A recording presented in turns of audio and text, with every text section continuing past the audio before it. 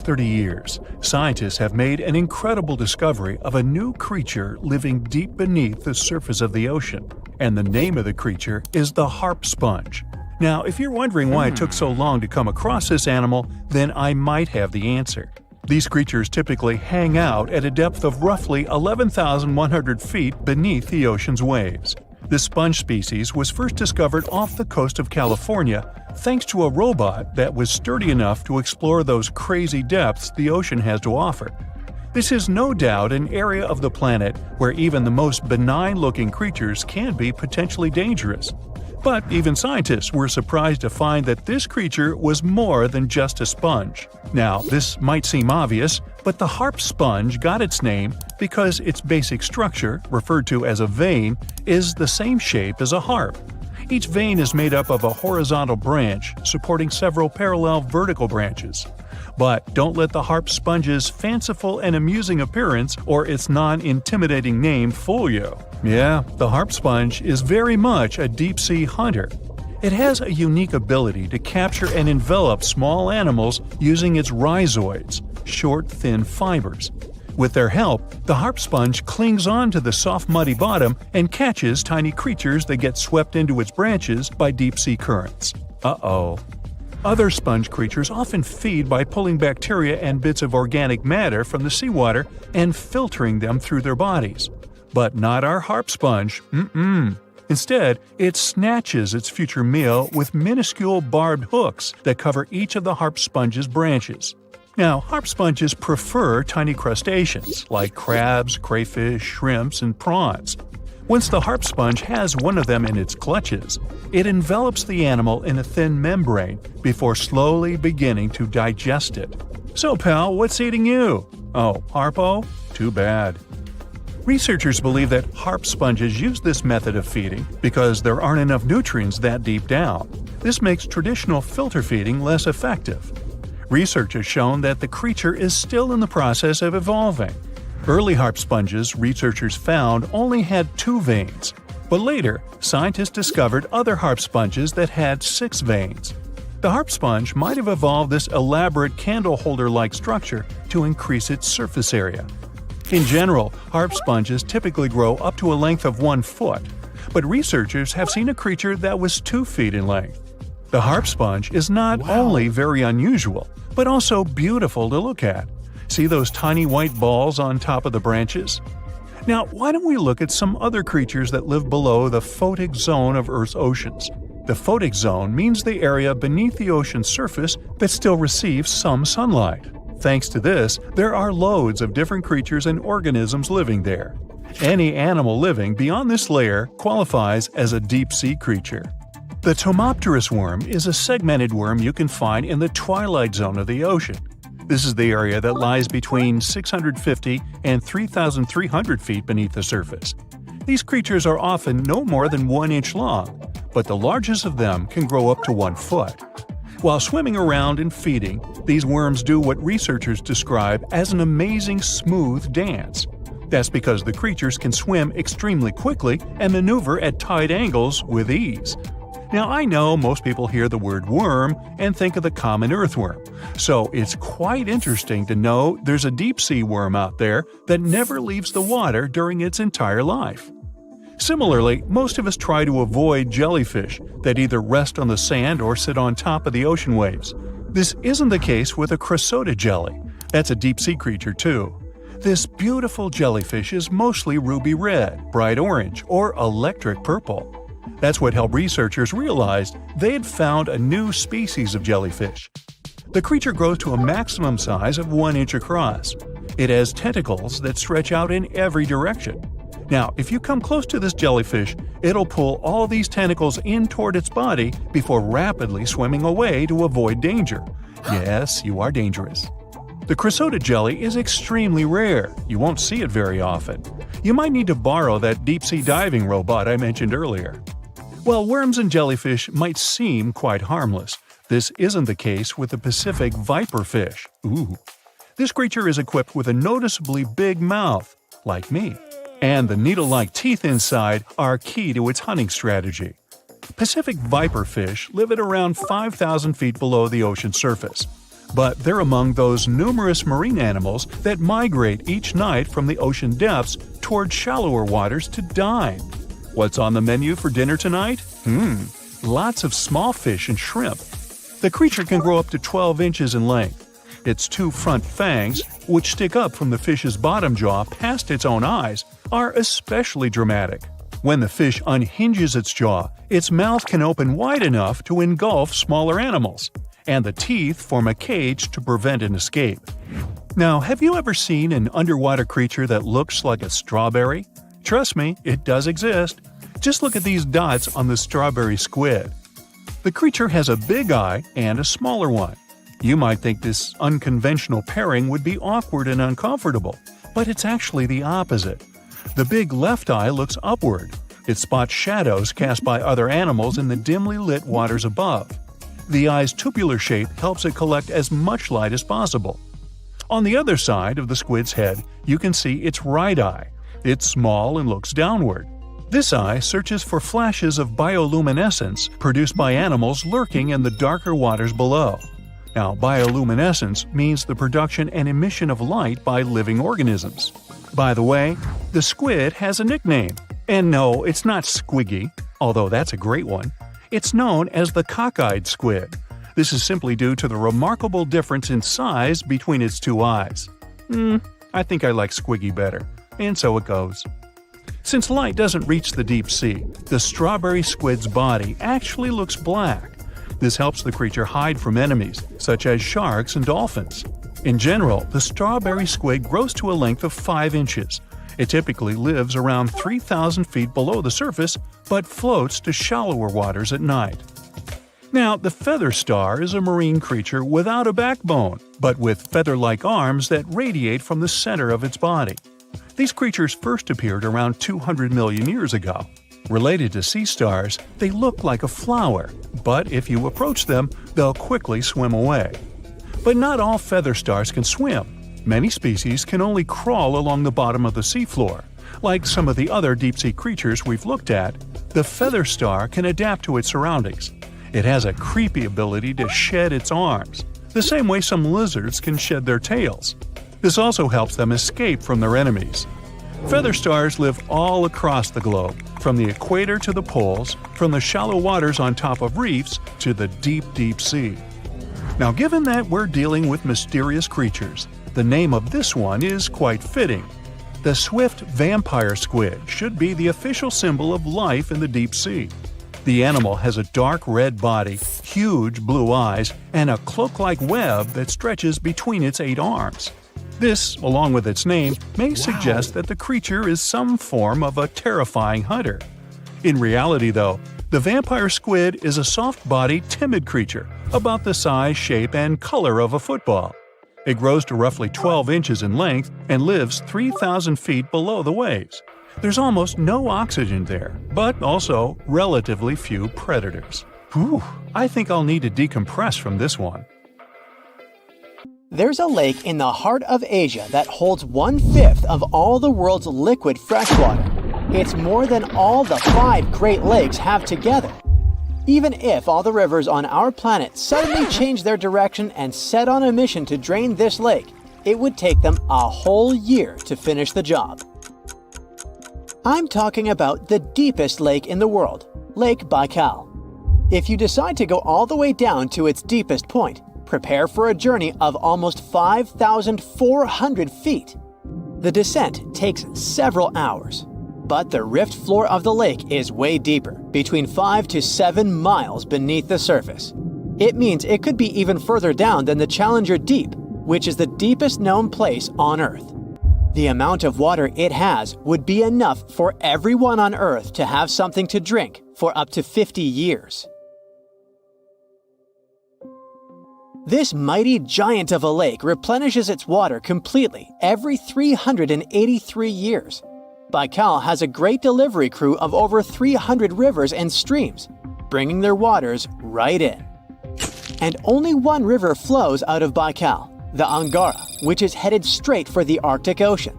Baikal isn't only the deepest, but also the oldest existing freshwater lake in the world. It formed at least 25 million years ago. It all began when the Earth's crust decided to play Tetris and created the lake and the surrounding mountains. At some point, Baikal must have been just a humble riverbed, but then tremors and fractures shook the Earth, and the distance between the shores got bigger. Water levels rose thanks to the melting glaciers. Then, several lakes formed and later merged into one. Baikal is one of around 20 lakes in the world that are older than 1 million years. And since it wasn't disturbed by glacial periods, it's a perfect research ground for scientists. Its deep-drilled core sediments can tell a lot about the climate of our planet in different periods. Since Baikal is in a rift basin with 2,000 seismic tremors per year, the lake is deepening and still growing in size. Its shores drift apart at around the same rate as South America and Africa are moving away from each other, so it has all the potential to become an ocean. Another thing Baikal has in common with the oceans is that it has water rich in oxygen, even at its lowest depths. This is one of the reasons why the fauna of the lake is so incredibly rich. It's home to over 2,500 various animals and 1,000 plant varieties. Around half of them are unique and only exist in this area, like the endemic algae, the Baikal omul fish, and the Baikal oilfish. There are also some bears, elk, and lynx living on its shores. They must appreciate the fact that the temperatures around the lake are always higher than the rest of Siberia, thanks to its huge water mass. Most Baikal dwellers prefer to stick to the bottom of the lake, but there's one brave guy you'll meet if you decide to visit. Meet the Baikal seal, also known as Nerpa. It's the only true freshwater seal in the world. Nerpa's eyes are so cute it nearly landed the part of Puss in Boots in Shrek. Nerpa in Boots sounds good to me. These huge eyes are there to help them follow their favorite pelagic fish underwater. There are other seal kinds that can handle freshwater or use it to breed, but these cuties spend their entire lives in it. But wait, how did seals, which are supposed to be oceanic creatures, end up in a lake miles and miles away from the sea? About 400,000 years ago, during the Pleistocene era, these adventurous creatures traveled up the river and drainage systems that connected Lake Baikal to the Arctic Ocean. The ringed seal that still lives in the Arctic is believed to be the Baikal seal's closest ancestor. Today, Baikal seals are confined to their freshwater home because of the changes in waterways. And they seem to be pretty happy with their home as they can choose from a huge variety of food to eat. The seals mostly hang out in the north and central areas of the lake, but move south in the winter. The lake gets covered with ice, which they use as a chill-out zone, just like their oceanic cousins use rocks or the beach. Since at least 1969, Lake Baikal has had some mysterious ice rings pop up randomly here and there. At some point, they got so big that the astronauts even spotted them from space. The rings usually appear in late April, but can be there in January or May. Scientists couldn't crack the code on how these rings form for a while. They had all sorts of theories, and the most popular involved methane gas bubbles from the lake's depths. But then, scientists noticed that some of the rings were in shallower waters, where gas emissions don't happen. So, an international team of scientists decided to solve the mystery. They traveled to Lake Baikal, drilled holes in the ice, and dropped sensors into the water. In 2016, when they started the research, they heard that 2 vans had gotten stuck in the mysterious ice rings. Once they had analyzed the data from the sensors, it turned out that the secret behind the rings was warm eddies flowing clockwise under its ice cover. The currents were less intense in the center of the eddies, so the ice above them was thicker at the edges. The waters of the lake are so clear that you can see some extremely deep parts up to over 130 feet down. This is thanks to the surrounding mountains that send off melting ice right in. Plankton that live in the lake also helps clean the floating debris. When this crystal clear water freezes, it forms an unusually thick and see-through layer of ice. The wind likes to play sculptor on Baikal and creates one-of-a-kind pieces of art here. It picks up water, which, of course, freezes into the most unusual designs, frozen bubbles and icicles you've never seen before. The location and geography of the lakes and the cycles of melting and refreezing create the perfect conditions for this ice workshop. And you can even see rocks that seem to be floating.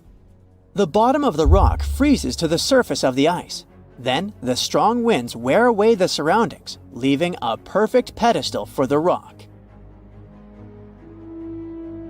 If you think the floating rocks look eerie, how about Baikal's version of the Loch Ness Monster?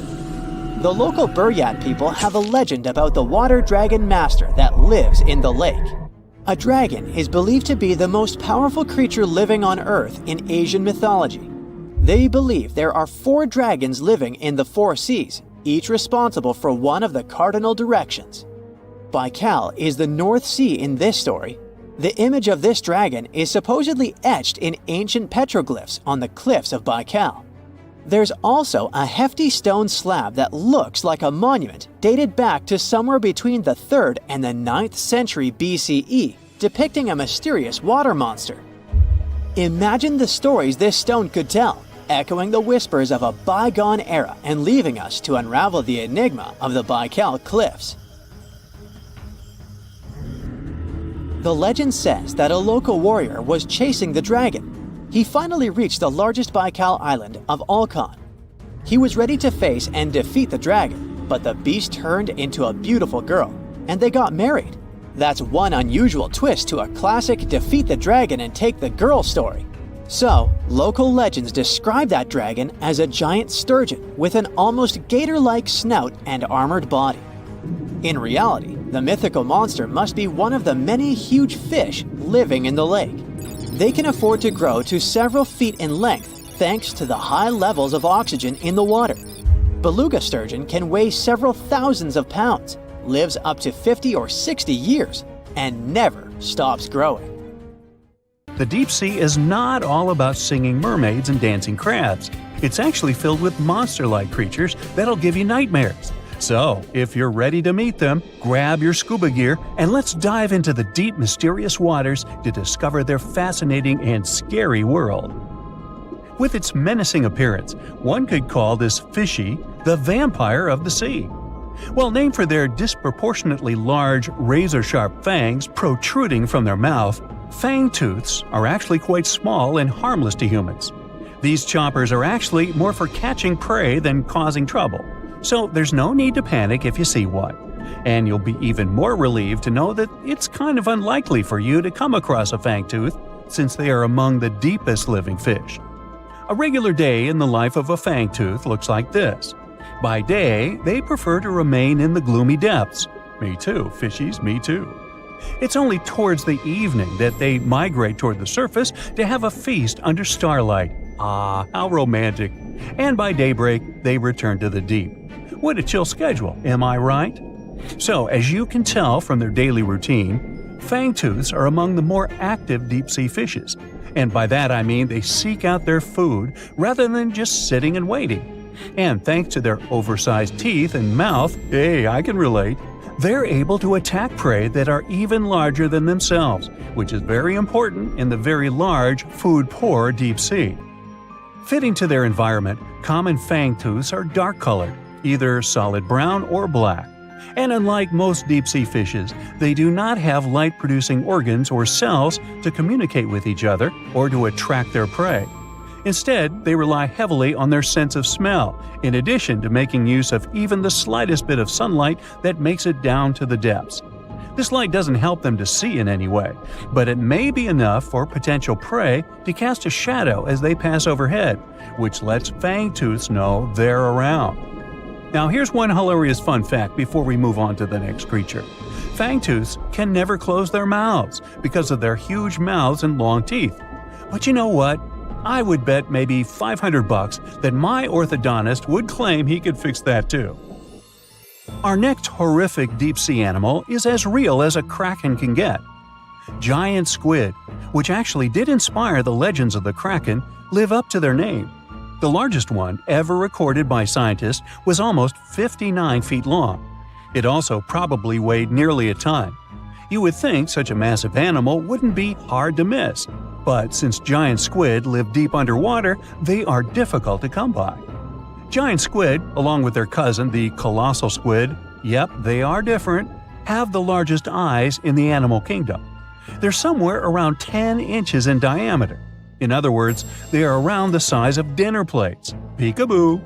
Having such large eyes allows them to detect objects in the lightless depths of the ocean, where most other animals would see nothing. Nada, zippo. Giant squids have 8 arms and 2 long feeding tentacles that help them seize their prey. These tentacles are tipped with hundreds of powerful sharp teeth and are often double the length of their body. This helps them to snatch prey up to 33 feet away. Hey there, come a little closer. Most of what we know about giant squids come from those that floated to the surface and were found by fishermen. After years of research, it was only in 2012 that a group of scientists were able to successfully film a giant squid in its natural habitat for the first time. Yet again, the giant squid continues to remain largely a mystery due to their inhospitable deep-sea habitat. And maybe they're shy. Speaking of squids, this species is basically the space creature of the ocean. So, it's only been about 20 years since the big fin squid family was officially described by scientists. And there are still plenty of facts about them that are yet to be discovered. However, the big fin squid sightings as deep as 20,000 feet below the surface suggest that they can live deeper than any other known squid. You know what? Let's scratch the word space creature and call them the disco dancers of the deep sea to make things less scary. Because of their long, slender arms, adorned with extravagant rib-like fins, kind of make them look like they're ready to hit the dance floor. Anyway, these boogie arms and tentacles are estimated to max out at just under 30 feet. Aside from the estimations, though, the largest known big-fin squid was actually 21 feet long, with 20 feet of that being its arms and tentacles. How exactly a big-fin squid uses them is still unknown, but scientists think they like to use them to trap prey that bump into them as they hang down in the water below their body or drag along the seafloor. There are only around a dozen confirmed big fin squid sightings worldwide, so you can just relax, because the chances of you getting hugged by a big fin squid are close to impossible. But I can't guarantee anything regarding your nightmares. Now, these are not one of your regular Jaws sharks. Let's start with the most strange fact about a frilled shark.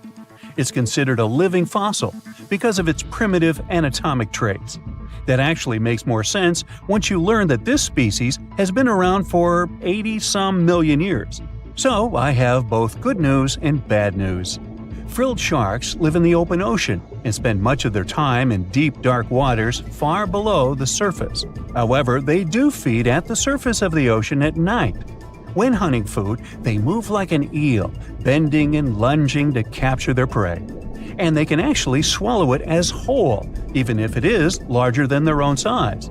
This is all thanks to their long and flexible jaws, which are equipped with 300 recurved needle-like teeth. Okay, I am somewhat freaked out now. Unlike the rest of the deep-sea creatures I've talked about, frilled sharks might sometimes accidentally get caught in nets. So if fishing is your thing, beware. This telescope won't help you see the stars and the planets. With its protruding eyes and elongated body, this little swimmer looks like it's wearing a pair of underwater binoculars, hence the name the telescope fish. Found in cold, deep tropical to subtropical waters worldwide, they're known to be the species that undergoes one of the most drastic transformations in fishes. When the first larva was described in 1954, it was believed to be a new species rather than the larva of a telescope fish that were known to science since 1901. Despite the fact that they are only around 6 to 8 inches long, they're able to latch onto snacks that are bigger than their own size. That is thanks to their massive and highly stretching jaws, making up most of the size of their head. These large prey are then folded in half to fit in their expandable stomach. In 1925, scientists found a 5.5-inch long fish inside the stomach of a 3-inch long telescope fish, which they described as neatly folded. Despite all this, Their cylindrical, tube-shaped eyes are still the most fascinating and bizarre features of telescope fishes. Their specific shape increases light collection to help them detect their prey's weak bioluminescence even from a distance. But although their eyes are good for seeing things in the twilight, they're especially great at seeing silhouettes from below. That's why they orient themselves vertically in the water. Now, I have to admit they look kind of cute if you ask me. Sort of like uglier versions of Minions. Yeah, right? Now, the Mariana Trench is the deepest and probably the most enigmatic place on Earth, whatever that means. Bizarre creatures, such as deep-sea anglerfish, frilled and goblin sharks, barrel-eyed fish, hatchet fish, live in a crescent-shaped trench in the western Pacific. Just 3 people have ever descended down the Challenger Deep in the southern end of the Mariana Trench. There, at a depth of almost 11,000 feet, vents are bubbling up carbon dioxide and liquid sulfur. Mud volcanoes erupt under the pressure 1,000 times greater than at the surface. And so, it's no place I want to go. So bye! Get back in there. Alright, since you clicked, yeah, you're about to visit places no less mysterious and creepy than the Mariana Trench. Your first stop is Mexico, the Yucatan Peninsula to be precise. See those bottomless sinkholes filled with crystal clear water? It's fresh water that overlies salt water seeping from the sea. The sinkholes are called cenotes. The Mayans believed these natural wells were the gateways to the underworld. Thousands of cenotes, created by collapsed limestone bedrock, form one of the world's longest underwater cave systems. You can easily get lost in this tangled, mysterious network. Now it's time to visit the Caribbean. There, you'll get to a depth of almost 8,000 feet to see the Van Dam vent field. The hydrothermal vents fire out streams of muddy, scalding water with a temperature reaching 400 degrees Fahrenheit. That's almost enough to bake a pizza. These mounds are made of talc, a substance you can find in baby powder. The Van Dam vent field is an oasis for odd species. One of those is kind of a creepy shrimp without eyes. Instead, they're equipped with patches of light-sensitive cells on their backs. Now, you don't have to travel far away. The next enigma on your list is also in the Caribbean. Just off the coast of Belize, there is a giant sinkhole. It's also blue. Yep, that's the Great Blue Hole. The thing is about 1,000 feet across and more than 400 feet deep. Once, a long time ago, this hole was a cave until rising waters filled it, making it collapse in on itself. The deeper you descend into the Great Hole's crystalline waters, the darker it becomes.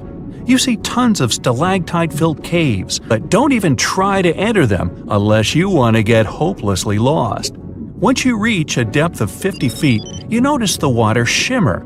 That's the invisible line dividing the sinkhole's salty top from the freshwater abyss. Time to get out of there. Who knows what you might come across in the murky depths? Your next destination is off the Pacific Northwest coast. Almost 500 streams of methane bubbles were discovered there several years ago. Because of the bubbles, the vents got the name champagne seeps, which sounds better than the fart spas. Scientists are still puzzling over this phenomenon. Where does the methane come from? Underwater cows? Why is its temperature warmer than that of the surrounding ocean? And most importantly, what would happen if you managed to light a match somewhere near a large bubble? Methane is a highly flammable gas, and setting a methane bubble on fire, well, you get the picture. And now you're off to Iceland. The plan is to dive into Silfra, a fissure filled with pure glacier water. This 206-foot deep crack is the only underwater place on the planet where you can touch 2 continents at once. The deeper you go, the darker it becomes. The rocky landscape looks otherworldly. Divers who dare to visit this incredible place risk having their gear frozen, getting hypothermia, or not surviving whatsoever. After all, the water temperature in Silfra Fissure is about 35 degrees Fahrenheit year-round. Your next destination is Scotland. Okay, cue the bagpipes. If you dive in the Gulf of Corryvreckan, a narrow strait between 2 islands, you'll see massive underwater rocks and deep holes. They create the 3rd largest permanent whirlpool on the planet. the Leviathan maelstrom. The water moves through the strait at breakneck speed. It hits the underwater rocks, and the place looks like a pot with boiling water. The waves, created in the process, sometimes reach a height of 15 feet, and you can still hear the roaring whirlpool from 10 miles away. It's believed the Leviathan maelstrom has swallowed dozens of sailors over the centuries. They were caught unaware by the ferocity of this natural phenomenon and pulled underwater in the blink of an eye. Okay, enough bagpipes. Your adventures are getting more and more extreme. You're heading for Antarctica. There, in the Southern Ocean, you'll find the Ross Sea Ice Shelf. Say that 5 times real fast. Later, not now. It's roughly the size of Spain, with the ocean underneath containing as much water as the North Sea. Once, scientists drilled all the way down through this enormous chunk of ice. Imagine their astonishment when they found life in those extreme conditions. The researchers came across dozens of mysterious species not known before. The most unnerving were upside-down swimming fish and overturned sea anemones hanging in the frigid waters. Hopefully, bizarre places with a notorious reputation don't frighten you. Well, too bad, because you're about to visit the Bermuda Triangle. It's an area between Bermuda, Florida, and Puerto Rico where planes and ships seem to vanish in thin air. For the first time, this place attracted a lot of attention in 1945. That's when 5 U.S. Navy planes disappeared during training. Before radio contact was lost, the flight leader said, "We're entering white water. Nothing seems right." After that, the planes with 14 men flying them disappeared. Even scarier, a rescue plane with 13 people on board never came back as well. Some people believe the mythical city of Atlantis lies at the bottom of the triangle. They claim its inhabitants use extraterrestrial technologies to sink ships and crash airplanes. Others blame rare and unexplored natural phenomena, for example magnetic anomalies, or massive pockets of flammable methane gas. There we go again. Then, if a bolt of lightning ignited a giant methane bubble near a ship or a plane, this could probably make it sink without a trace, except the smell. But methane is found everywhere all over the world, and it never behaves this way. Some experts aren't sure there's a mystery to explain whatsoever. Lots of busy routes pass through this area. No wonder more ships and planes sink there than anywhere else. Now, prepare some warm clothes. You're heading for the north again. Your destination is Cape Desolation in Greenland. Nice place. In 2012, Canadian researchers were sampling the water in that area, and their equipment came back to the surface with pieces of coral attached to it. That's how a cold water coral reef was stumbled across. These unique pinkish corals can easily go without sunlight and live in strong currents 3,000 feet below the surface. Another unique spot you can't miss lies between Greenland and Siberia. The Gakkel Ridge is the deepest and most remote portion of the global mid-ocean ridge system. In some places, it reaches the depth of more than 3 miles. It's only natural the darkest corners of this underwater world remain unexplored. Fascinating chemical reactions happening at the bottom of the ridge produce hot fluids rich in minerals. They spew, like freshmen at a rush party, from seafloor vents. And since these vents are isolated from the rest of the ocean, they're hot spots for bizarre creatures found nowhere else in the world. Your next stop is just off the coast of Cuba. Circular columns, paved floors, symmetrical stone structures. That's what the Cuban underwater city looks like. What happened there? Why was a large city abandoned at a depth of more than 2,000 feet? Lots of people believe those are the ruins of a long-forgotten civilization. But scientists have their doubts. They claim the lost city is nothing but a natural phenomenon that appeared about 5 million years ago. The disc and donut structures often appear around the areas of the seafloor where natural gases break free. Again with the gases. When you come to visit the Sargasso Sea in the middle of the North Atlantic Ocean, you won't find its shores. Instead, it's surrounded by powerful ocean currents. These are the same currents that turn the sea into a gigantic convention for dense brown seaweed. In the 19th century, a French ship was discovered in the Sargasso Sea. Its sails were set, but not a single crew member was on board. This mysterious disappearance made people believe the seaweed was carnivorous. The Sargasso Sea is indeed a weird place. It's always eerily calm and unnaturally warm, even though it's surrounded by the churning, freezing waters of the Atlantic Ocean. Could one of these bizarre places become a home to the largest marine predator ever, the Megalodon? The giant shark's teeth, some larger than an adult man's hand, have been found pretty much all over the world. But since these creatures preferred warm, shallow waters, they lived along the coastlines of all continents except Antarctica. In other words, it'd be a waste of time to search for the giant predator in the depths of the Mariana Trench, in Greenland, or in Mexican cenotes. But then, could it choose the waters of the Caribbean to hide from the hustle and bustle of the modern world? Don't get your hopes up. There's been no proof the Megalodon does exist these days. It wasn't a shy, elusive animal, and still, no one has seen this shark lurking around recently. Not even near the fart spas. 450 million years ago, no, I wasn't around then, the sea level was higher, coral reefs started to form, the climate on our planet was stable and warm, not even dinosaurs were around yet. The time when bony and jawed fish we know as sharks appeared. They've been dominating the oceans and making other marine creatures flee in fear ever since. Many of them, like great white sharks, have evolved and adjusted to life in the open ocean as hunters with a pretty high position in the food chain. They're less diverse today than before. One of the reasons is the asteroid strike from the age of dinosaurs. After it reduced the number of shark species, only smaller and deep-water kinds that ate primarily fish survived. They started getting bigger over time. Near the surface, sharks such as makos or great white ones develop faster movements and are somewhat between gray and blue to blend in with their surroundings. The epaulet shark can even walk on the land. It can't take a walk on the beach because it can't breathe outside of the water, but it lives on coral flats in shallow tropical waters, so it can walk in kind of a crawling motion. But deep down below, there are mysterious, alien-looking, often huge shark species that didn't come to the surface, which is why they didn't need to adjust to the new environment and different conditions.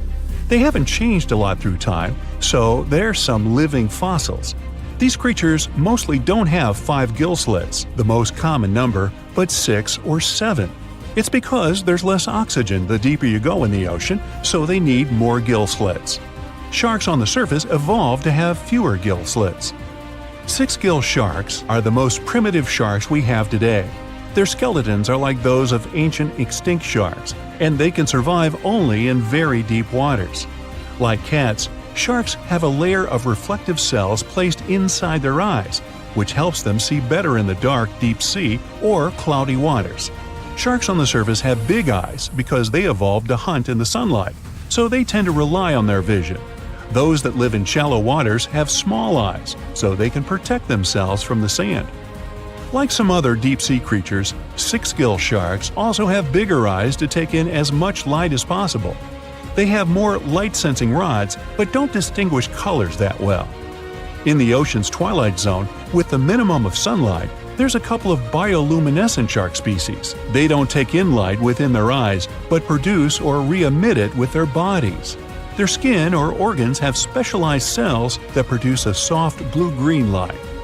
Deep-sea creatures that produce their own light do that to attract their prey, deter animals from going after them, or, scientists think, communicate with each other. It can even help them to camouflage. They do it by hiding their silhouettes from animals going after them. They produce enough light to match their surroundings. The biggest luminous underwater creature is the kitefin shark, found swimming 980 feet below sea level, preying on groundfish or smaller sharks. It can grow almost 6 feet long and lives 3,200 feet below sea level.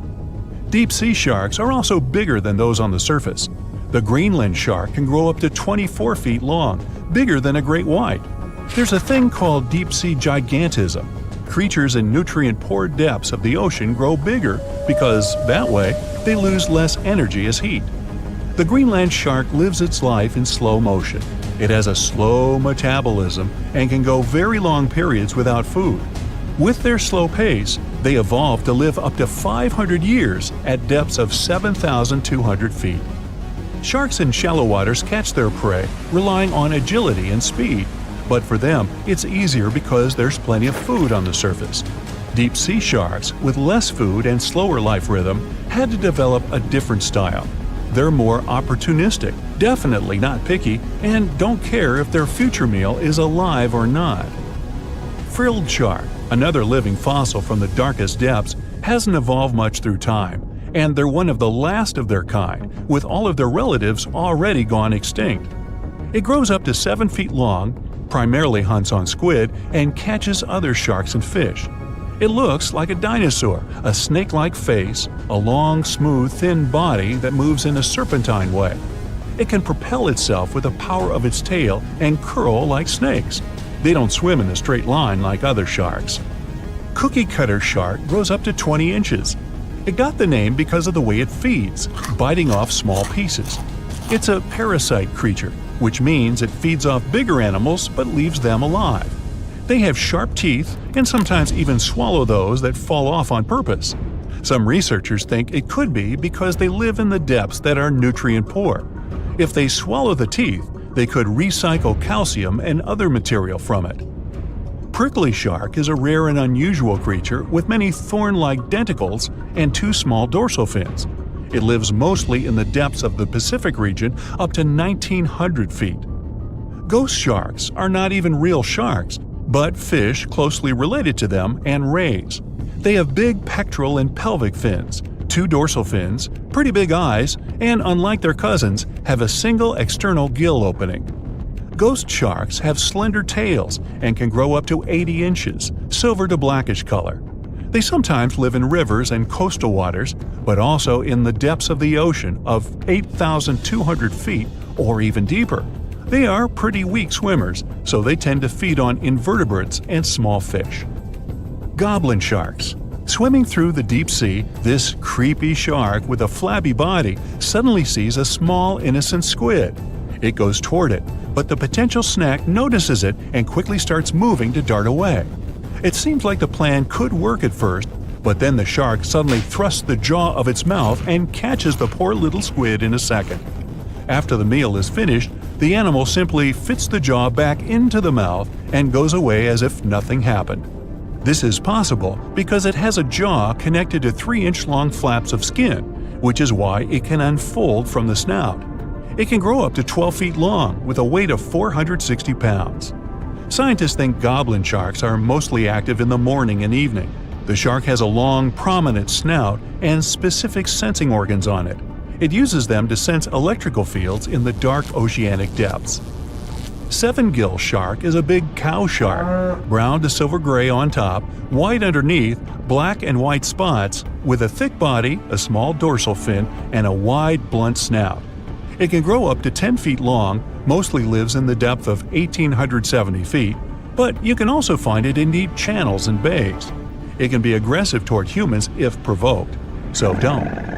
Like most deep-sea creatures, it's an opportunistic hunter that's not quite picky but likes to go after dolphins, seals, porpoises, and other marine animals.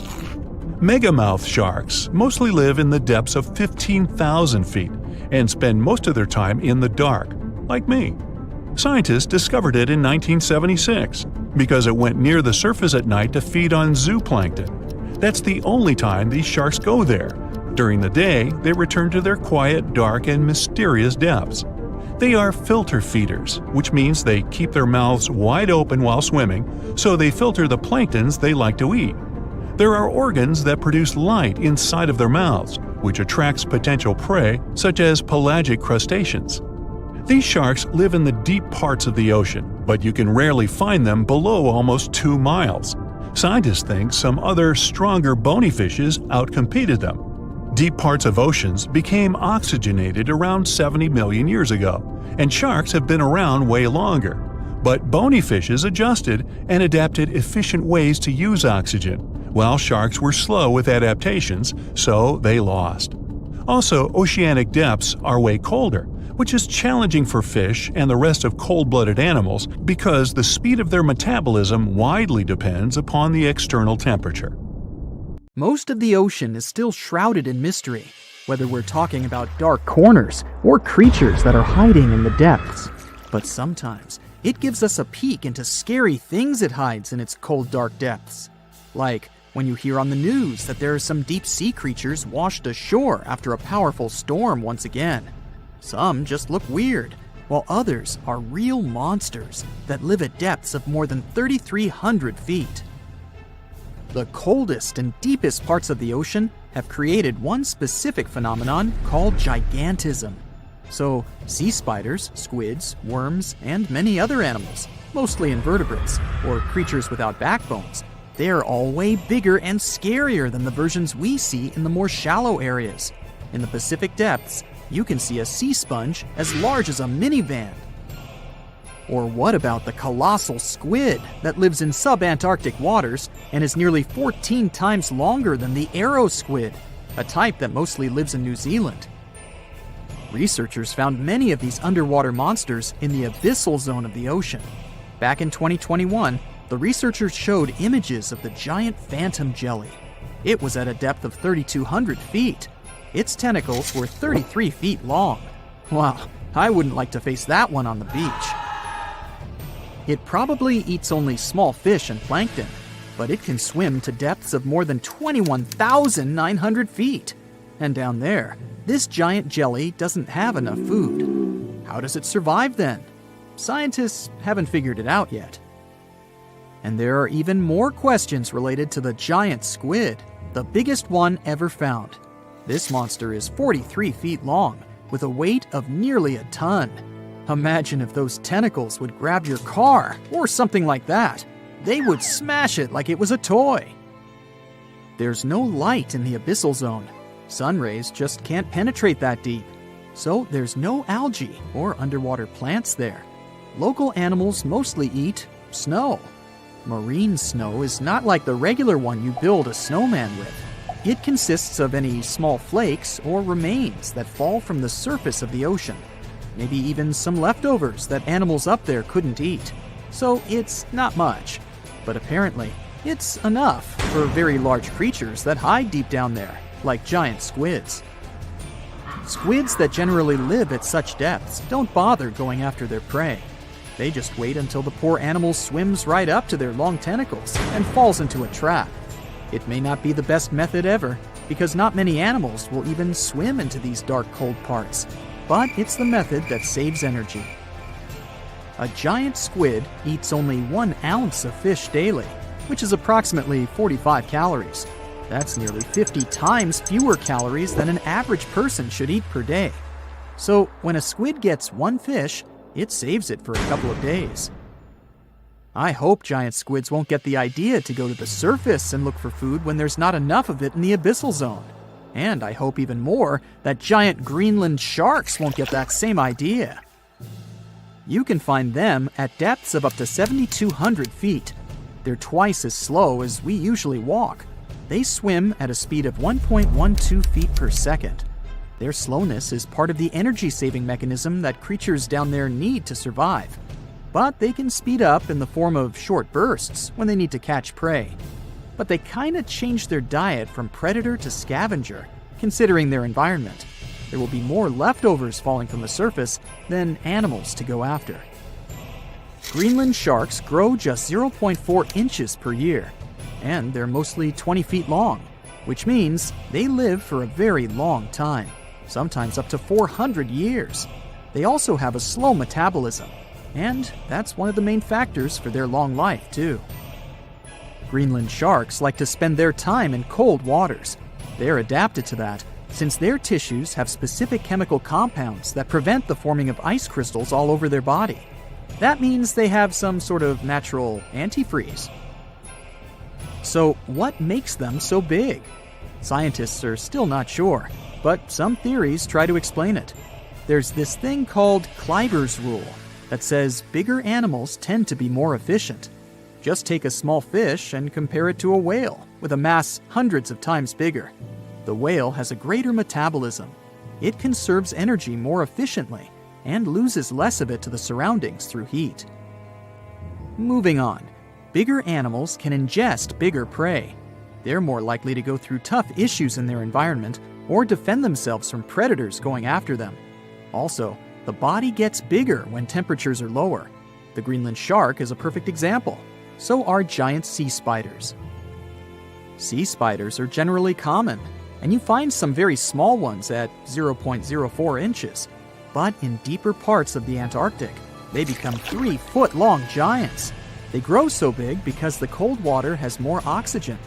That way, more of it diffuses into the animal's body, and that allows it to grow bigger. Yeah, both as a creature and a nightmare. And how about this giant tube worm? Researchers found it accidentally while they were exploring the mysteries of the Pacific Ocean floor. They stumbled upon unusual hydrothermal vents. Volcanic heat is a thing that gets them going. As water seeps down through faults or cracks in the rock, these vents change their direction. When the water gets out of the vent, it's rich in different minerals and chemicals. Most animals wouldn't survive being around this toxic soup of chemicals, but not these tube worms.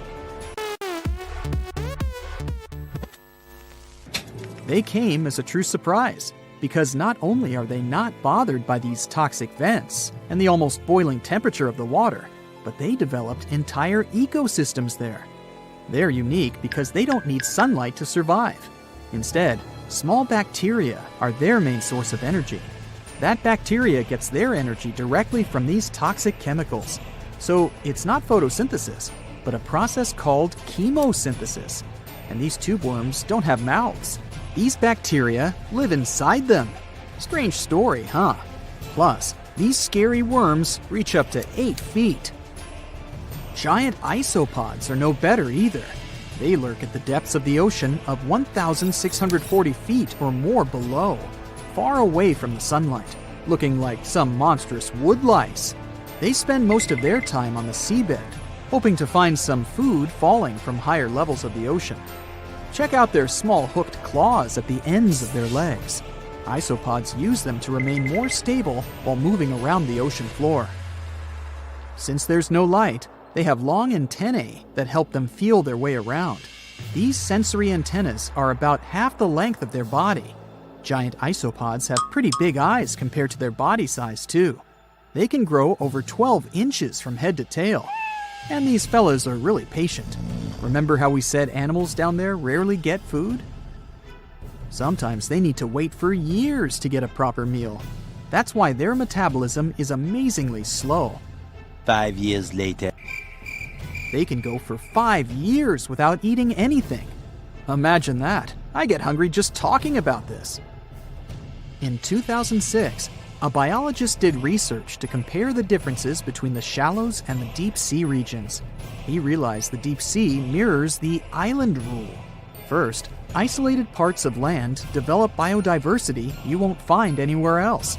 Second, small-bodied life there grows much bigger when it's isolated, compared to life on large land masses. Resources are limited, but also competition and predators. And we don't know much about these deep-sea creatures. It's too expensive and too complicated to carry out such research. So we'll just wait for more raging storms to show us at least part of the monstrous world cold ocean depths hide. Wanna high-five a sea creature? Well, put your hand up for the Tasmanian red handfish. This fish doesn't swim like a fish. It walks. It uses its flipper-like hands to stroll around on the ocean floor. These bottom walkers are disturbed by swimmers and boats a lot. Some people even want to take them home as pets. I think it's better to just give them a wave and swim on by. The vampire squid. Its species name is Vampiroteuthis infernalis, which translates to vampire squid from hell. Oh yes, this vampire squid means to terrify everyone with its name, its dark red color, its spikes at the bottom, and the scary fact that it can basically turn itself inside out. The vampire squid loves putting on a good show, but it's as harmless as a kitten is to humans. It's as if Dracula scared the pants off you, but he didn't have blood-sucking fangs. The vampire squid feeds on food particles from plants and animal matter floating near the ocean's surface. Since they're not predators, they need good defensive strategies, and their vampiric look is designed to ward off large creatures who want to eat them. Turning themselves inside out is a defensive mechanism since the spiky areas in the inner skin are more intimidating. They also shoot out a substance that does not have color, but is packed with bioluminescent particles to distract predators. The vaquita. Going out on a boat off the coast of Mexico sounds like the perfect vacation. The sun, the blue water, the most endangered sea creature. Wait, what? The vaquita isn't dangerous, but don't expect it to stick around to say hello or sign any autographs. It's incredibly shy. This little cow, that's what it means in Spanish, is one tiny sea mammal. With those black markings around its eyes, it looks more like a sea panda to me. Seeing one should make you feel very special. They're on the brink of extinction, mostly because they got caught by accident in fishing nets. It's estimated that there's only 10 left in the wild. The blue dragon. This little creature looks like something out of a kid's fantasy movie. It's called the blue glaucus, casually referred to as the blue dragon or blue angel. It can be found in many places, the Atlantic, Pacific, and Indian Oceans. It's kind of a mollusk and it only grows to be about an inch long. What you think is the back is actually the mollusk's bright underbelly. It regularly floats on its back so that its blue colors help it camouflage with the water's waves. The blue dragon isn't just pretty, it's also smart. It usually feasts on Portuguese man-o'-wars, also known as Physalia physalis.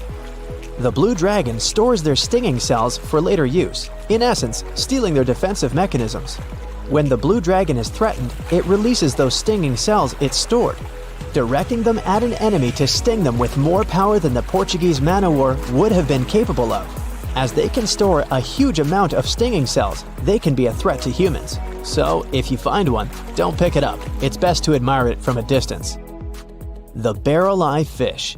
If you ever wanted to have Superman's X-ray vision, looking at the barrel-eye fish will make you feel like you gained that superpower at some point in your life without even realizing it. The barrel eye has a transparent head, so you can see how their eyes and brain look inside. This magnificent creature lives in the deep sea. This is the lowest level of the ocean, where strange creatures roam in near-freezing temperatures and constant darkness. They're exposed to water's pressure that's almost 1,000 times that of the surface.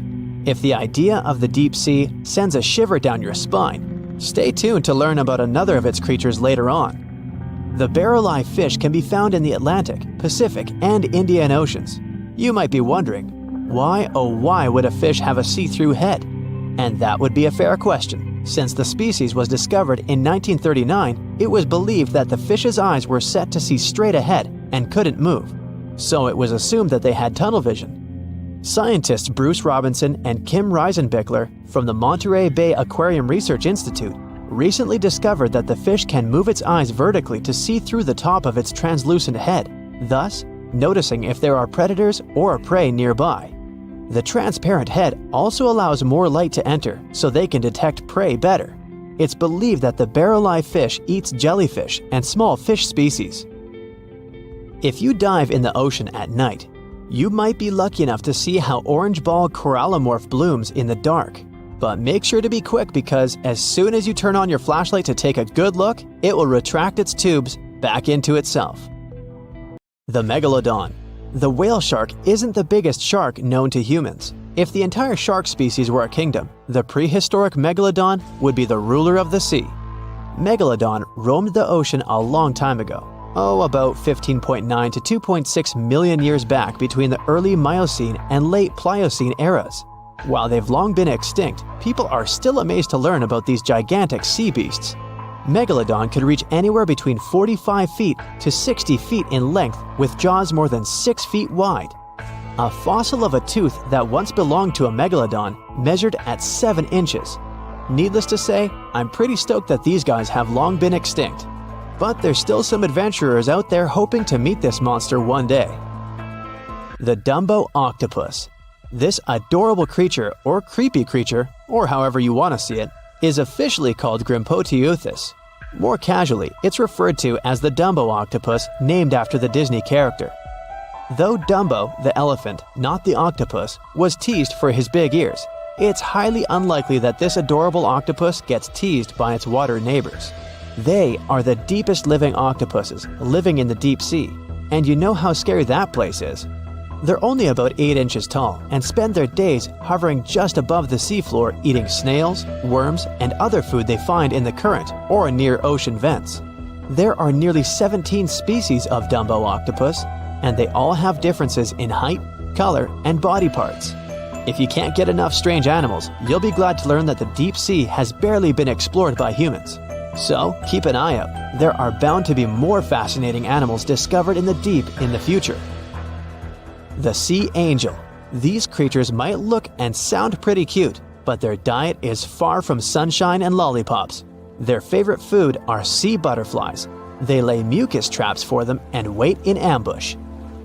The squat anemone shrimp. This shrimp is tiny, only 0.5 inches. It's also known as a dancer shrimp because of its peculiar behavior. When agitated, it raises its bottom above its head and does a little dance. Divers also say it readily jumps on their hands and cleans them. The coconut crab. This guy may look pretty creepy, especially when the sun goes down. Mature coconut crabs are around 3 feet in length. Their preferred foods are coconuts, but they can also hunt down lizards and even large birds. The slender snipe eel. Slender snipe eel is a slim and long creature that's still a mystery for marine scientists. It's 4 feet long and it has at least 750 bones in its spine, which is much more than any other animal in the world. The sea pen. Sea pen is 7 feet long and it has a lot of varieties, but most of them look indeed like a pen or a quill. The similarity is even more striking when the animal has a water-filled bulb that anchors it to the floor. The Persian carpet flatworm. This creature looks indeed like a carpet, despite being very small by comparison. It's only 4 inches long, able to become both male and female. It doesn't really mate with other flatworms. Rather, it fights them for the right to bear posterity. The flamingo-tongued sea snails. Tourists love these extraordinary snails for their pretty colors, thinking it's a shell, but in fact, the shell is quite dull and hidden underneath colorful soft tissues. They eat softer, toxic parts of corals and store their toxins to protect themselves. There is a place deep in the ocean where pressure is 1,000 times stronger than that we're used to at the surface. This force is enough to turn an unprotected human into dust instantly. Well, maybe more like mud. Anyway, that's why explorers need some serious preparation and equipment to survive in such extreme conditions down in the Mariana Trench. It is as wide as 20 national malls in Washington, D.C., and about 1/5 as long as the diameter of Earth. People who went all the way down describe it as a chilly, quiet, and very peaceful place. They saw a bright blanket of red and yellow rocky outcrops, and there was a whole variety of unique, small, translucent animals. The popular myth is that more people have gone to the moon than to this deepest place on Earth is not true, though. In total, 24 humans flew to the moon, and at least 27 brave souls dove down to the Mariana Trench. Most of them were explorers and not proper scientists. They just go there for the thrills and also to collect video evidence of different wildlife, geological formations, and human-made objects. Humans started traveling around space and into the ocean depths at around the same time. The first moon landing was in 1969, and the first person to go down the Challenger Deep, the deepest part of the Mariana Trench, did so in 1960. This unusual location got its name after the British ship HMS Challenger, which first located this massive drop in the ocean floor at the end of the 19th century. It would take 8 more decades before the first human went down to it. Explorers didn't manage to do it in a conventional submarine. They used a type of submersible called a bathyscaphe. The Swiss oceanographer Auguste Piccard designed his own in 1953. 7 years later, the submersible managed to do the impossible. It had reached a depth of nearly 36,000 feet. But what explorers saw was merely a fraction of the trench's full size.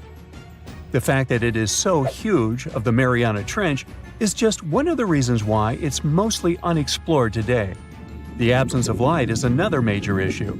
Sunlight is incapable of reaching such profound depths, so the entire trench from top to bottom lies in absolute darkness. Because of such conditions, the ecosystem is a lot different than the shallower regions of the Pacific. This puts immense pressure on marine wildlife. Yeah, the pun is intended. Another reason why it's so challenging to survive there is the temperature. Water freezes at 32 degrees Fahrenheit. At the bottom of the Mariana Trench, the ocean is just a couple of degrees above freezing. One of the factors that hasn't let this area turn into a giant icicle is the fact that salt water has a slightly lower freezing point. The other reason is geothermal energy that warms the ground at the bottom of these just enough for it not to freeze. That's why submersibles need to have proper insulation to navigate these icy conditions. When they reach the bottom, researchers find out that this desolate and harsh climate is home to several animal species. They encountered arrow-toothed eels, snailfish, and spoonworms at various depths. There were even strange-looking translucent sea cucumbers and shrimp-like amphipods. The biggest surprise was microbial mats thriving on methane and hydrogen from the mud. Among the species, the Mariana snailfish looks like a master of the environment that can go farther and deeper into the trench to feed on prey than its competitors. Despite its seemingly fragile appearance, the snailfish has adapted to withstand extreme pressures, a superpower it wouldn't be able to survive without. The exotic life forms that live deep down aren't normal-sized, since deep-sea gigantism makes them grow significantly larger than their counterparts in other ecosystems. One example is the giant tube worm, which can be 6 feet long. Science has a hard time explaining the exact cause of this form of gigantism. Thermal vents are just one of the possible explanations. All of these factors might help explain the huge time gap in researching the Mariana Trench. The first successful dive after the 1960 expedition came only in 2012. That's when the famous Canadian film director James Cameron went down in the Deep-Sea Challenger. Because few scientists have gone that deep before or after Cameron, there is no map of the deepest point on our planet. We know very little about the oceans that cover 2/3 of the Earth's surface.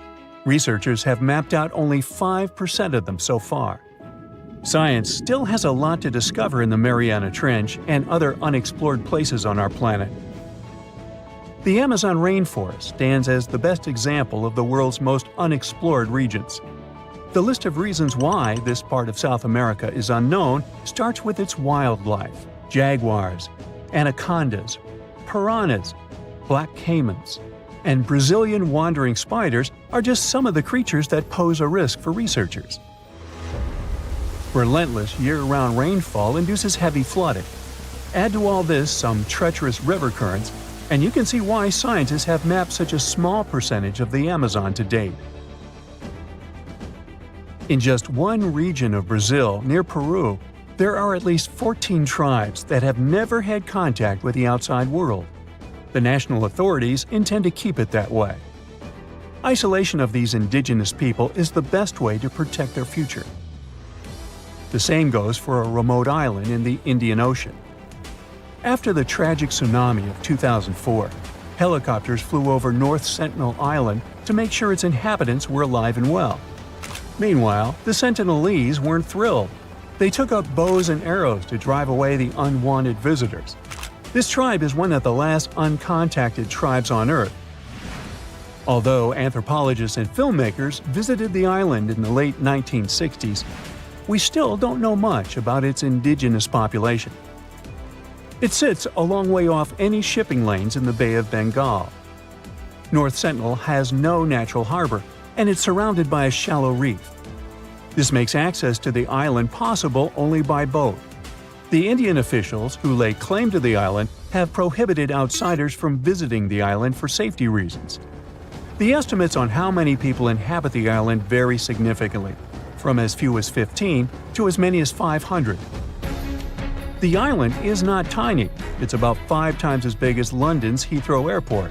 Apart from occasional contact during the past 2 centuries, the Sentinelese must have been isolated for a long time. They are related to other indigenous groups in the Andaman Islands, but their neighbors cannot understand a word of their language. The continent of Antarctica has no permanent human settlements at all. The only people who periodically live there are international scientists. This vast expanse of ice and snow, roughly the size of the United States and Mexico combined, still has many regions where humans haven't set foot.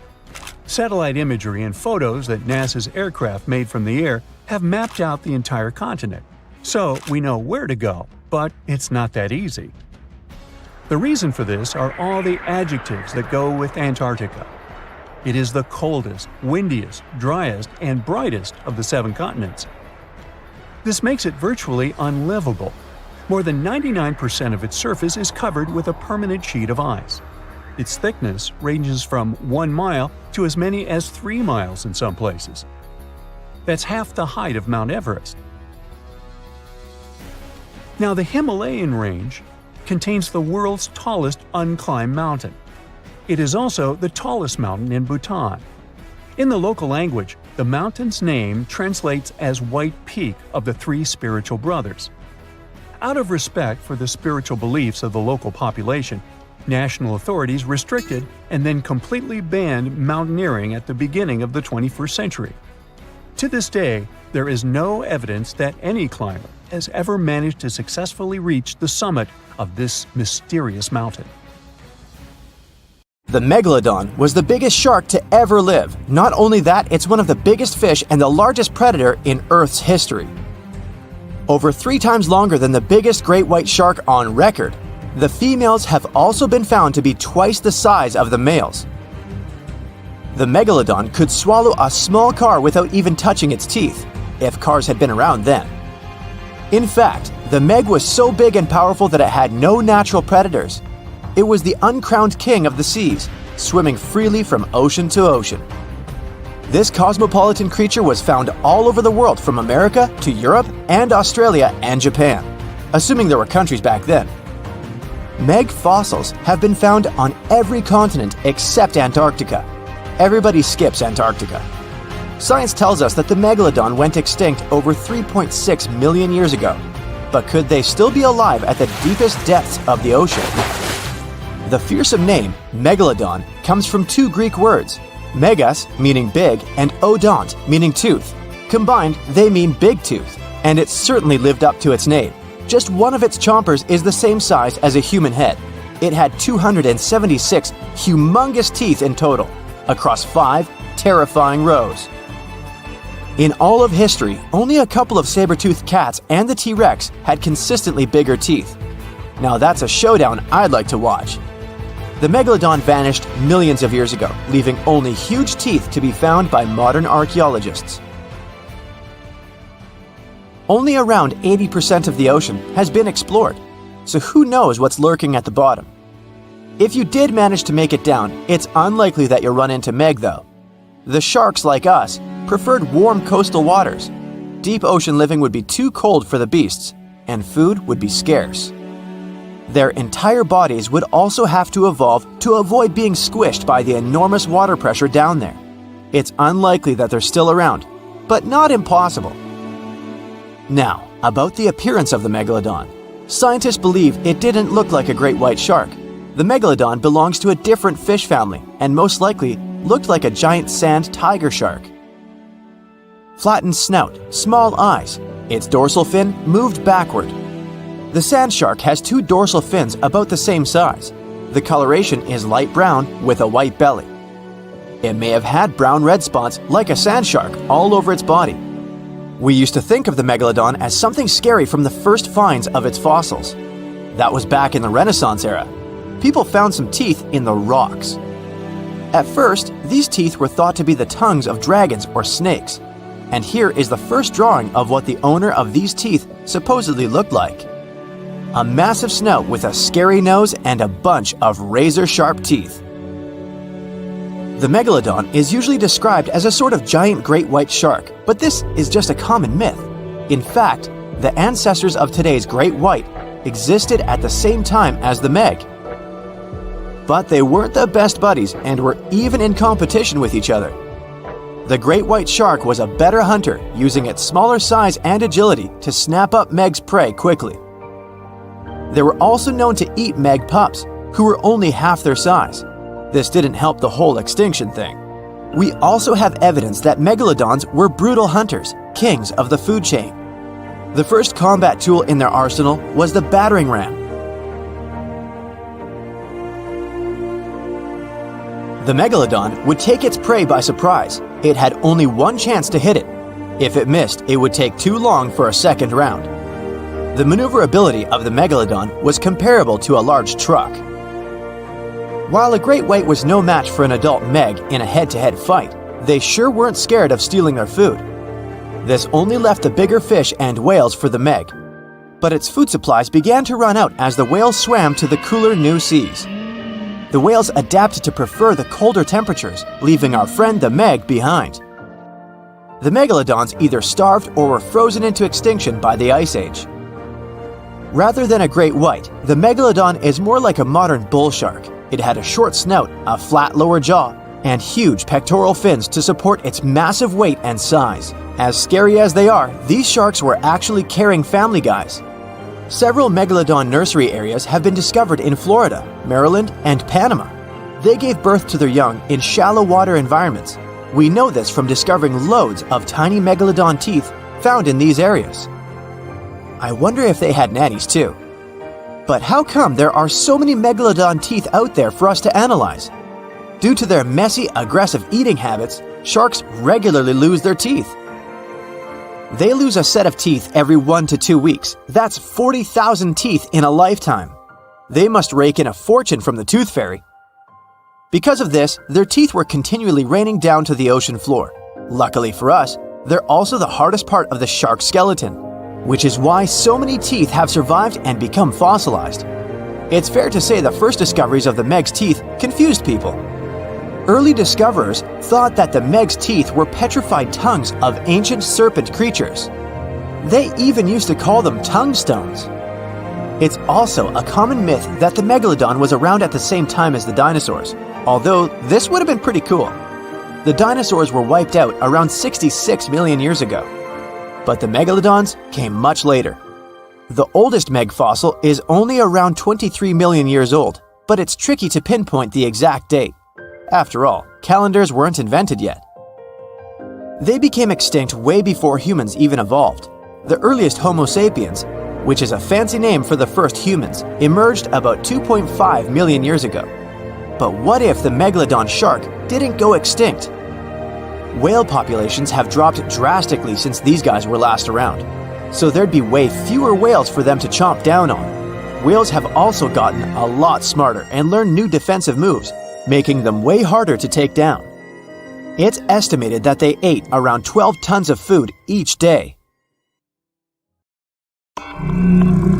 The Kraken is a colossal squid, a legendary sea monster, the biggest hunk of calamari you ever saw. And if this monster had existed, the world would have changed beyond recognition. The Kraken has powerful tentacles, solid muscles with suckers at the end. They're impossible to escape. The Kraken can break a ship in half, or just pull it down into the depths. But the worst thing about the Kraken is its size. According to old sailors' stories, its size is almost 10 soccer fields. Hey, maybe the Kraken could play soccer. The Kraken legends said the monster was so giant that sailors mistook it for a small island. In past centuries, it would have been impossible to defeat such a beast. If the Kraken existed in reality, it might have had offspring. Yeah. In all the world's oceans, there would be giant monsters that could sink any ship. It's unlikely that the Kraken would have competitors in its habitat, so its population would grow strongly. Since the Kraken is enormous, it would need a lot of food, so the population of other large sea animals would fall significantly. Blue whales, great white sharks, other giant squids, all the big sea creatures would be endangered. The Kraken belongs to the cephalopod genus. This species includes squid and octopus, some of the most intelligent creatures on the planet. The kraken is a skilled hunter and will never fight in the open. Colossal squids live in deep waters and they have the largest eyes among all animals.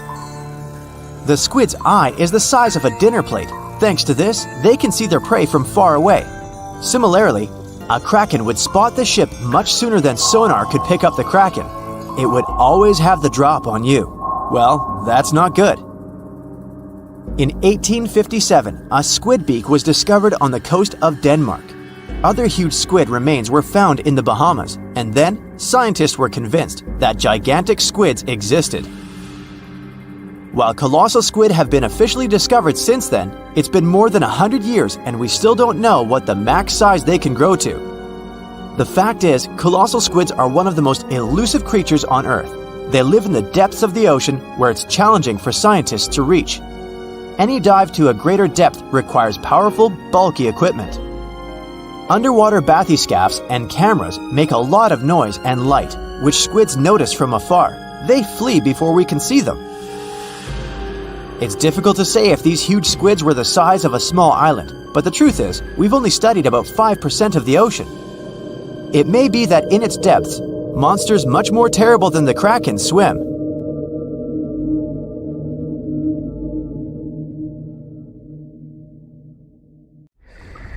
If you could dive right into the mysterious darkness of the ocean depths, who knows what you'd come upon? Legends that are hundreds of years old mention some giant sea monsters hiding deep down below the ocean waves, like the kraken, the Loch Ness Monster, the Hydra, Leviathan, and so many more.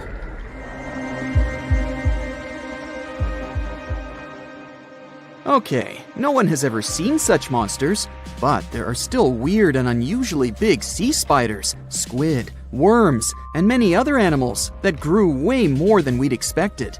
Take a look at the colossal squid from sub-Antarctic waters. It's around 14 times longer than the arrow squid that lives near New Zealand. And deep down in the Pacific Ocean, there's a sea sponge as big as a minivan. Oceans contain about 96.5% of all water on our planet. Up to 80% of all life on Earth we've discovered is under the oceanic waves. We haven't explored, mapped, or even seen more than 80% of the ocean. In fact, we've mapped Mars better than we have the ocean bottom. The pressure down there is insane, and it would make you feel like you're holding up almost 50 jumbo jets. And temperatures at such depths are extremely low. Conditions deep below the oceanic surface are harsh, so creatures that live there need to adjust. That's why many of them grew very, very big to survive. Creatures that live in cold, dark depths are so big because of a phenomenon called deep sea gigantism. The deeper you go below the oceanic surface, the less sunlight there is. That's why the temperatures drastically fall. The result of this is increased cell size and longer life of creatures. Also, these creatures don't have as much oxygen as the marine animals that live in shallower parts, and their food sources are minimal. Much of the food they get comes from shallower waters, and only a little bit trickles down to the deeper parts. And when there's not enough food, being large is an advantage. Larger creatures can move farther and faster to find something to eat. Their metabolism works slower. They don't digest the food that fast, so they can store food and conserve energy for hard times when they can't find anything to eat. They don't need to regulate their body temperature either, which also helps them save some energy, which they can then transfer to other body processes. They mature more slowly and later than those living in shallow waters. The majority of fish species that dwell in deep waters live 30 years or even more. Orange ruffy fish, on the other hand, live up to 150 years. This fella grows 24 feet in length and weighs up to 1.5 tons. But it grows to be so big for centuries.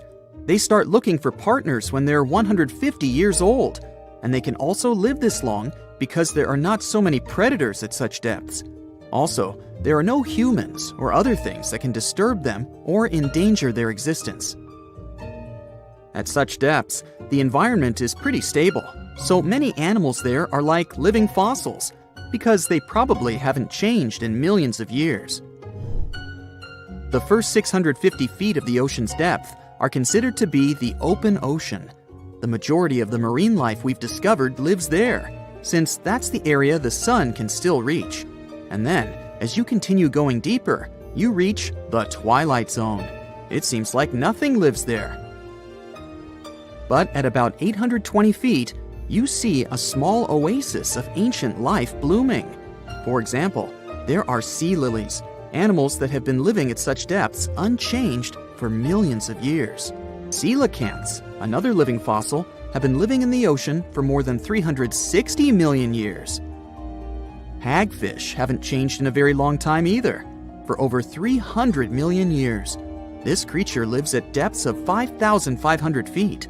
They evolved before the rest of the vertebrates, which is why this is the only living animal without jaws or a spine, even though it still has a skull. Deep-sea creatures can't survive in shallow waters. They've evolved to live in depths under bigger hydrostatic pressure. Humans and other organisms that have internal spaces filled with gas would end up crushed if we could go to such depths.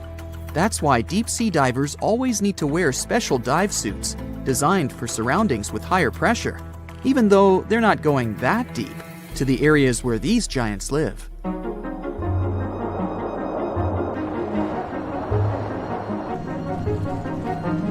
But near Antarctica, you can see gigantism way closer to the surface, like giant sponges, sea slugs, sea spiders the size of a dinner plate, worms, and even some enormous single-celled organisms. They all tend to chill in shallower waters. Scientists are not sure why exactly, but they think it could have something to do with oxygen. Giant species use just a little oxygen, and the waters around Antarctica are pretty rich in it, which means there's hardly any limit to these animals growing bigger and bigger. Back to deep-sea creatures. As mentioned, they had to adjust to strong pressure, so they almost don't have any air gaps in their body at all.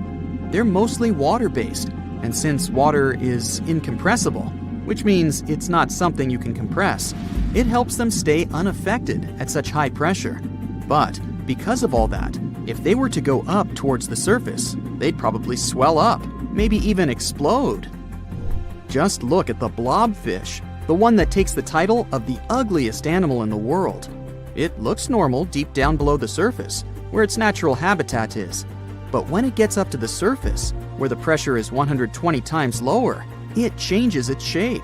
The blobfish doesn't have a skeleton or muscles, so without high deep-sea pressure, it ends up being all floppy and saggy.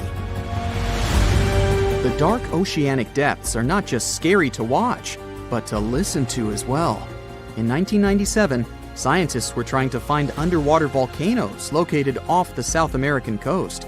During their travels, they recorded one of the loudest noises ever registered. It was pretty weird, too. It was so loud, even sensors from more than 3,000 miles away managed to pick it up. They later called it the bloop. It took them 15 years to conclude the sound came from an ice quake. That's when seismic activity breaks frozen ground. Water at the bottom of the ocean is not always extremely cold. There are hydrothermal vents on the seafloor, and the water that comes out of them can be up to 750 degrees Fahrenheit. Powerful pressure, yep, the same one that would crush you, is something that doesn't allow the water to boil. There are hundreds of animal species that live near deep-sea hydrothermal vents. Some of them, such as tube worms, are not like anything we have seen before. These worms absorb chemicals from vent fluids. That's how they feed bacteria that live in them. And in return, those bacteria give them the carbon the tube worms need to survive. 2/3 of all of the coral species scientists discovered live in dark, deep, and extremely cold parts of the ocean. Some even live in parts that are 3 miles deep. They can survive at low temperatures, such as 28 degrees Fahrenheit. Some of these cold water corals are more than 8,000 years old. They form amazing structures that can rise up to 115 feet tall. The deep is not just a mysterious world of unusual creatures. The landscape under the oceanic surface is magnificent too. The canyons hiding there make even the Grand Canyon seem small.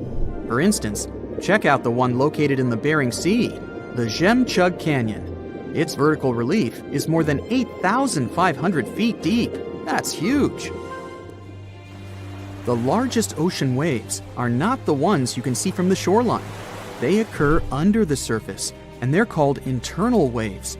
They take place between two water masses that have different densities. They travel at speeds of thousands of miles per hour and can be 650 feet tall. The stonefish. Stonefish aren't going to win any beauty contests, unless the pageant is for best rock look-alike. Their tiny unreflective eyes and rough skin blend in perfectly with their environment. A large head, an even bigger mouth, and a home full of, it's rocks. And just because you're on the beach doesn't mean you're safe. Stonefish can survive for 24 hours out of the water. Stepping on one or even handling one won't be that fun. Their dorsal fin spines have extremely strong venom. It shoots out when they get stepped on, and it can lead to paralysis or even heart failure. You'll need help fast.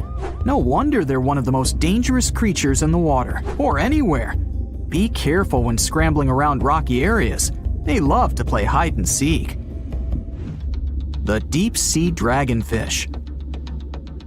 If there were a prize for the most hideous fish in the ocean, the deep-sea dragonfish would win. With slimy, scaleless skin, massive teeth, and a face only a mother could love, this bad boy of the sea is nothing to mess with.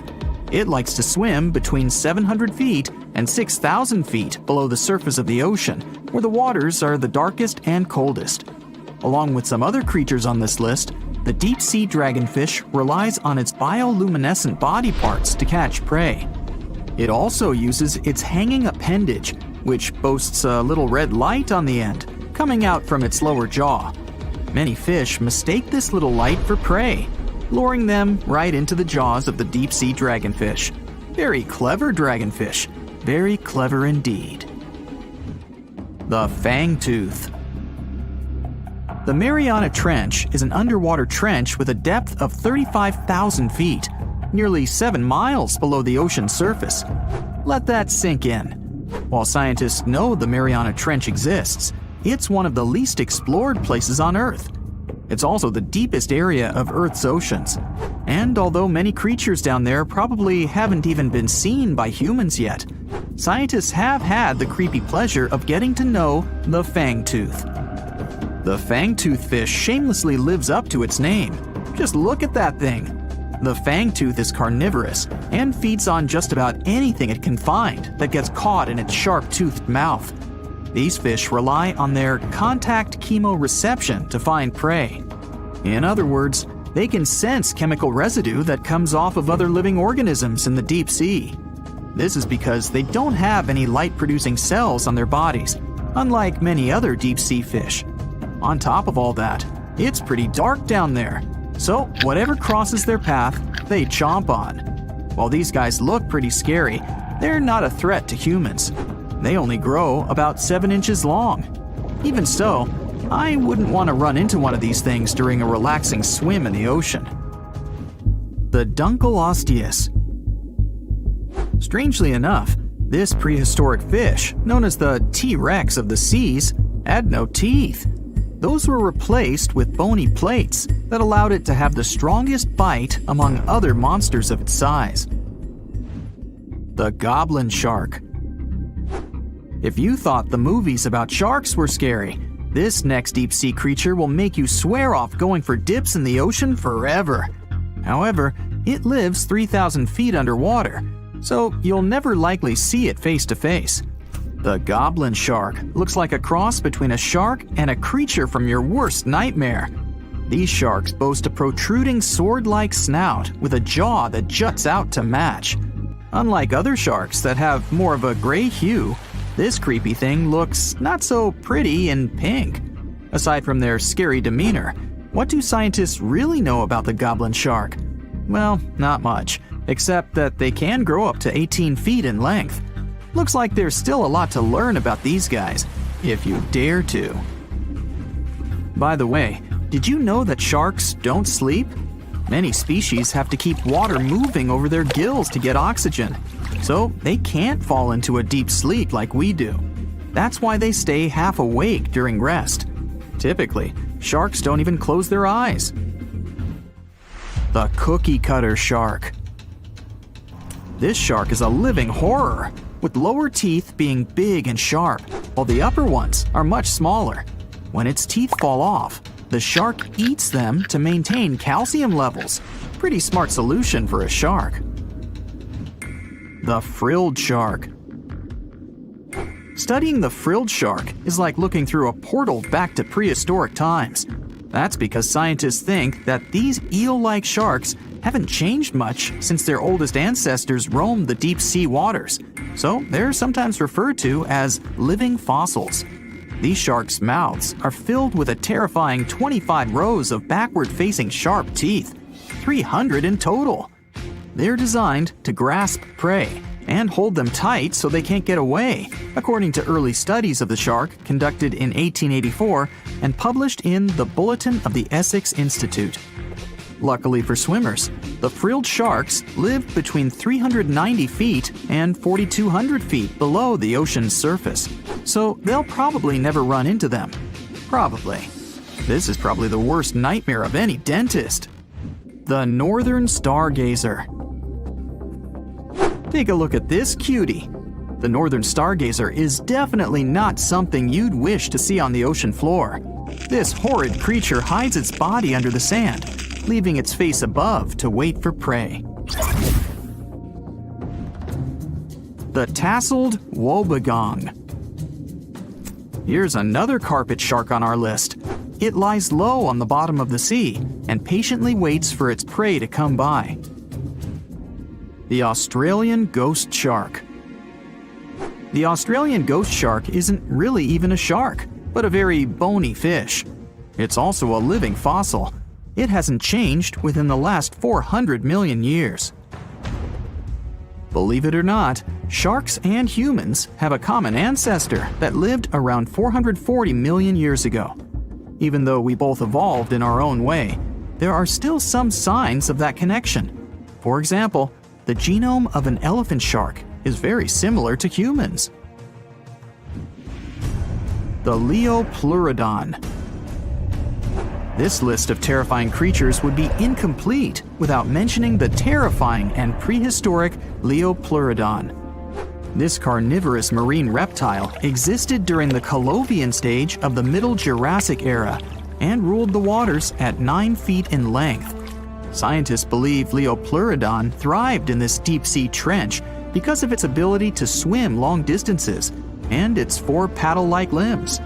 While they probably weren't able to propel themselves toward prey like other animals of the area, they did manage to accelerate and attack very ruthlessly and efficiently. Additionally, they relied on their long snouts to smell prey, which leads scientists to believe they didn't rely on sight for hunting. This means they could have thrived in the dark Mariana Trench.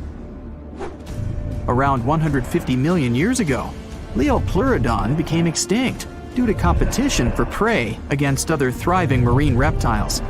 And I think I speak for all of us when I say, thank goodness for that. Considering that scientists have only explored 5% of the ocean floor and found some of the scariest sea creatures imaginable, one can only dream of what other animals reside in the deep sea waters. Perhaps it's best to keep them in your imagination. Am I right? The megamouth shark. This shark is a filter feeder, and it's friendly to humans, although its huge mouth can look quite threatening. Like basking sharks, it swims with its mouth constantly wide open, as if it were on Twitter. The gulper eel. This deep-sea eel has an easily distended belly that allows it to swallow prey twice its size in a single monstrous bite. They have very unusual jaw shapes and can reach about 2 to 3 feet in length. Do you see that large log near the ocean floor? Maybe it's part of an old ship. Treasure, gold, diamonds, I'm rich! Well, as you get closer, you notice something. It's swimming. It's not a shark or a dolphin. It's a saltwater crocodile. Now, don't panic. If you bump into one of these reptiles in the sea, it's unlikely it'll think of you as food. Crocodiles have a special valve in their throat that stops them from drowning underwater. But that doesn't mean they can't bite. Usually, they're heading to a nearby island, and the quickest way there is to body surf. They can't really take the ferry, you know. Watching one from a distance should be okay. Just don't swim to shore right away. They love to ambush their lunch in shallow water. If there's one time I'd want to see a great white shark, it's when I'm diving with crocodiles. They'll gladly take a crocodile-sized nibble, given the right motivation.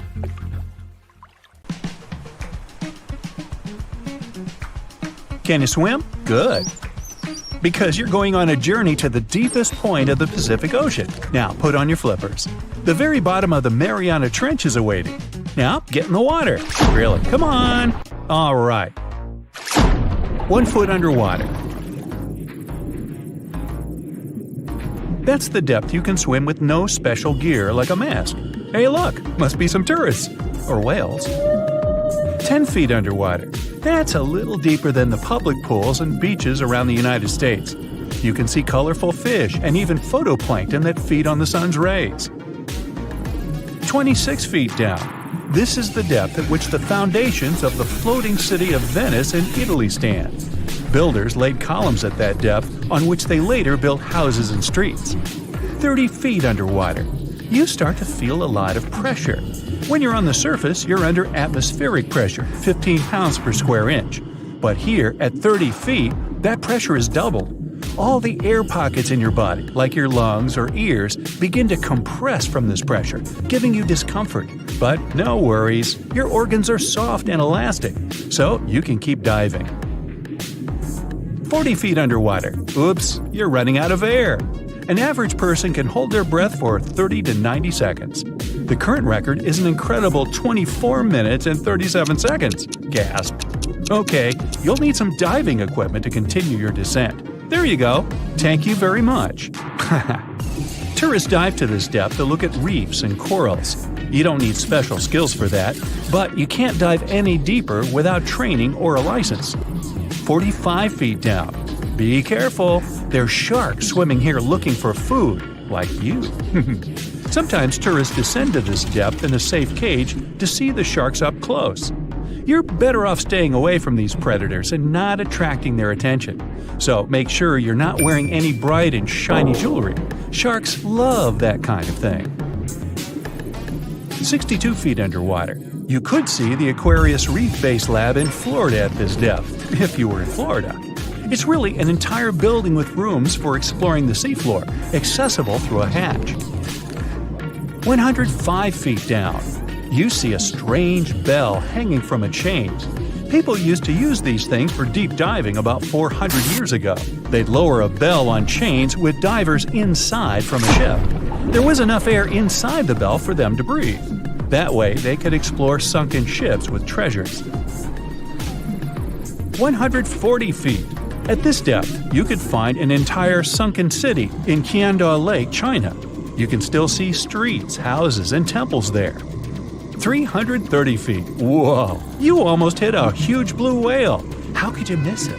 These guys, the size of 2 train cars, usually dive to that depth. Shh! Let's listen to them sing for a while. It's beautiful. Now, let's keep going. 660 feet. This is where most of the ocean life ends. Sun rays hardly penetrate any deeper into the water. Everything below are unusual fish like this angler. They have such an unusual appearance because they have to adapt to the high pressure here. 702 feet underwater. This is the last mark where you'd see a human without diving equipment. This man holds the title of the deepest man on Earth, and he's the only one who has managed to get to this depth. The water pressure on his body here was 20 times greater than that on the surface. 985 feet. Ooh, what was that sound? Whoa, that's a submarine. That's the maximum depth they can dive to. Some of them can reach speeds of 26 miles per hour. Fun fact, an ostrich can run twice as fast, but she can't swim. 1,090 feet. Say bye to this scuba diver. You won't see them any deeper than this. The world record was set in the Red Sea. It only took the diver 12 minutes to reach this depth, but it took him a whole 15 hours to return to the surface to avoid decompression sickness. So now you get an atmospheric deep diving suit. It's completely sealed, and you won't feel the insane water pressure on your body in it. 1,454 feet. If you stuck the Empire State Building in the water, its tip would be here, and all the carpet inside of it would be wet. 2,300 feet down. The water pressure here is 70 times greater than on the surface. The flexible plastic parts of your suit can't withstand that kind of pressure. So here's some urgent delivery. It's an ultra-deep submersible. Now you can continue your dive all the way down. 2,717 feet. Here you'd see the tip of the tallest building on Earth, the Burj Khalifa. Alright, who's sinking all the tall buildings around here? 5,387 feet. This is the depth of one of the oldest and deepest lakes in the world, Lake Baikal. Its area is slightly larger than the entire country of Belgium. 8,040 feet. That's the record depth the Perdido oil platform reaches in the Gulf of Mexico, and its above-water part with 3 decks is almost as high as the Eiffel Tower. 11,962 feet. This is the average depth of the Atlantic Ocean. You can see a huge tube as wide as a giraffe's neck, and it just seems to be endless. True, this cable connected Europe and North America and used to serve for telegraph communications. 12,303 feet underwater. Suddenly, in the darkness, you see the outline of a ship. No way! That's the Titanic itself. The intense water pressure would crush a person at this depth, so you can only dive down to the Titanic in a submarine. 13,123 feet. Whoa! Here would be the end of the deepest mine in the world, Imponen Gold Mine in Africa. But you still have deeper places to go. Let's speed up. 20,000 feet. Here you can see the deepest debris of an old ship. The USS Johnson sank more than 70 years ago. You can still clearly see the number 557 on its bow. 26,200 feet. Here, in this total darkness, you'll find the deepest fish in the world, the Mariana snailfish. They're as long as a domestic kitten and have almost transparent skin. Their eyes are poorly developed for vision because the sunlight never reaches this deep. 29,030 feet. If you take Mount Everest, flip it over, and stick it into the Marianas Trench, this is exactly where you'd see its tip. Even though this is the highest point on our planet, you'd still have a lot deeper to go. 35,755 feet down. Here, in the Challenger Deep, you'd still see life. You'd need a microscope for that, though. Bacteria living here feed on organic molecules, similar to oil. A little deeper? Congrats! You've touched the bottom. It's 36,070 feet deep. The pressure here is 1,071 times higher than on the surface. But you're not the first person to have been here. One of the last expeditions to the bottom of the Mariana Trench was in 2012. An American filmmaker descended here in a submarine he designed himself. But the pressure broke some of the engines, so it was hard for him to maneuver here. The sonar was also damaged, and some of the batteries drained. He was in the Challenger Deep for about 3 hours and took many pictures and videos. If you look closely at the bottom itself, you can see bubbles. It's carbon dioxide and liquid sulfur. It's freezing here because of the extreme pressure and temperature close to freezing. But there's still life here in these harsh conditions. The 3 microorganisms are most common here: xenophytophores, amphipods, and small sea cucumbers. There's so few of them because they don't have enough food down here. Usually, there's a lot of palm leaves on the ocean floor, which get there from the land. But the Mariana Trench is 124 miles from the nearest islands. So the only food here is old plankton and fish scales from the ocean's upper layers. But it needs to travel tens of thousands of feet to become food for the bottom dwellers. But can you go even lower into the crust of the Earth? Well then, you'll need to unleash your giant drill and fire up the jet engines. You're pushing another 36 miles through the Earth's crust, and here is its edge. You've entered the upper mantle. It's an ocean of hot lava, 1,800 miles deep. You have to literally swim through this, reaching the outer core another 1,400 miles deep. Then you reach the inner core, another 755 miles, and congrats! You're at the very center of the Earth.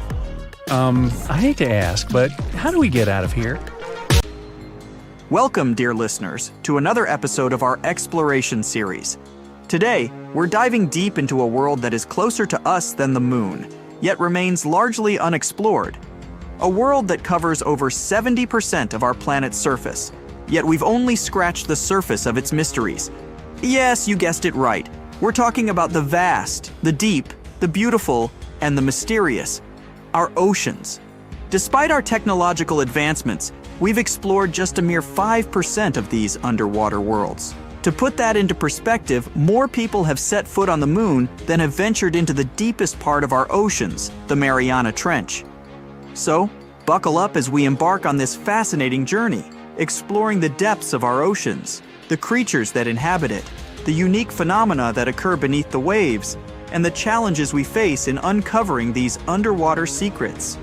Stay tuned as we dive deeper than ever before into the mysteries of our blue planet. Let's make pause for a moment and consider the immense pressure and depth that we're dealing with. It's easy to forget when we're standing on the shore, watching the waves gently lap against the sand, that beneath the tranquil surface of the sea lies a world that is as alien to us as the surface of another planet. Imagine, if you will, descending into the ocean. As you go deeper, the light from the sun fades, replaced by an all-encompassing darkness. The weight of the water above you increases, and with it the pressure. This is a world where the pressure isn't just a metaphorical weight on your shoulders, but a literal one. At greater depths, the pressure is so intense that it's harder to send people to the bottom of the ocean than to send them into space. Yes, you heard it right. Space, the final frontier for many, is easier to reach than the depths of our own oceans. In space, as we ascend through the Earth's atmosphere, the pressure drops to zero. But in the ocean, it's a different story. The deeper you go, the greater the pressure, reaching levels 1,000 times greater than on land. It's like having hundreds of elephants standing on your head. It's a world where human beings, as we are, cannot survive. Yet despite these extreme conditions, life thrives. Creatures of the deep have adapted to survive in this high-pressure environment, leading to a biodiversity that is as stunning as it is surprising. But for us, to explore these depths, we need to overcome these challenges. We need to build machines capable of withstanding these pressures, and we need to find ways to protect ourselves from the crushing weight of the water above us. As we delve deeper into our exploration, we encounter a fascinating phenomenon: the shifting of oceans and continents. The Earth as we know it has not always looked the same. Over millions of years, the continents have drifted apart and come together in a slow dance orchestrated by the movements of the Earth's crust. The Atlantic Ocean, for instance, is a testament to this incredible geological process. It was formed when the North and South American continents separated, creating a vast body of water in between. And even now, it continues to grow, expanding at a rate of about 2 inches per year. On the other hand, the Pacific Ocean, the largest and deepest of Earth's oceanic divisions, is slowly shrinking. This constant, albeit slow shift in our planet's geography is a reminder of the dynamic nature of Earth.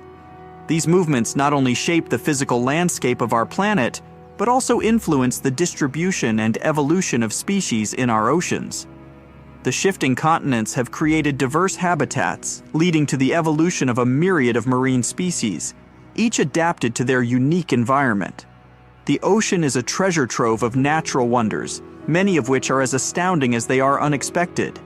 Beneath the surface, there are features that rival, if not surpass, the grandeur of those we see on land. Consider, for instance, the existence of underwater lakes and rivers. Yes, you heard it right, lakes and rivers within the ocean itself.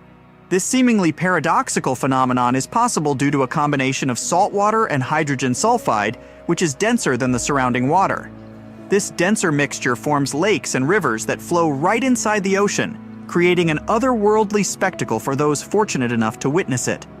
And then, there's the world's biggest waterfall, not on land but underwater. Known as the Denmark Strait Cataract, It's located in the waters between Iceland and Greenland. Standing at an impressive 11,500 feet tall, it dwarfs the likes of Niagara Falls. This underwater waterfall is possible because cold water is denser than hot water, causing it to drop into the much warmer Erminger Sea. But the wonders don't stop there. The longest mountain chain on Earth, the mid-ocean ridge, is also hidden beneath the ocean surface. Stretching almost 40,000 miles long, it's a testament to the Earth's dynamic nature. Yet, despite its size, we've studied only about 1% of this underwater mountain range. We know less about this chain than we know about the surface of Mars or Venus.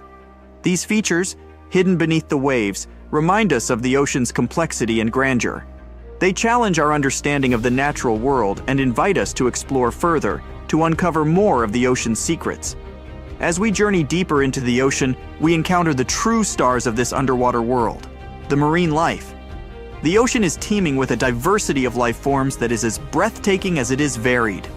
From the smallest plankton to the largest whale, each creature plays a vital role in the complex web of life that exists beneath the waves. Consider the corals, not just a single organism, but a bustling community of life. These underwater cities provide shelter, food, and breeding grounds for a multitude of marine species. They are the rainforests of the sea, teeming with biodiversity.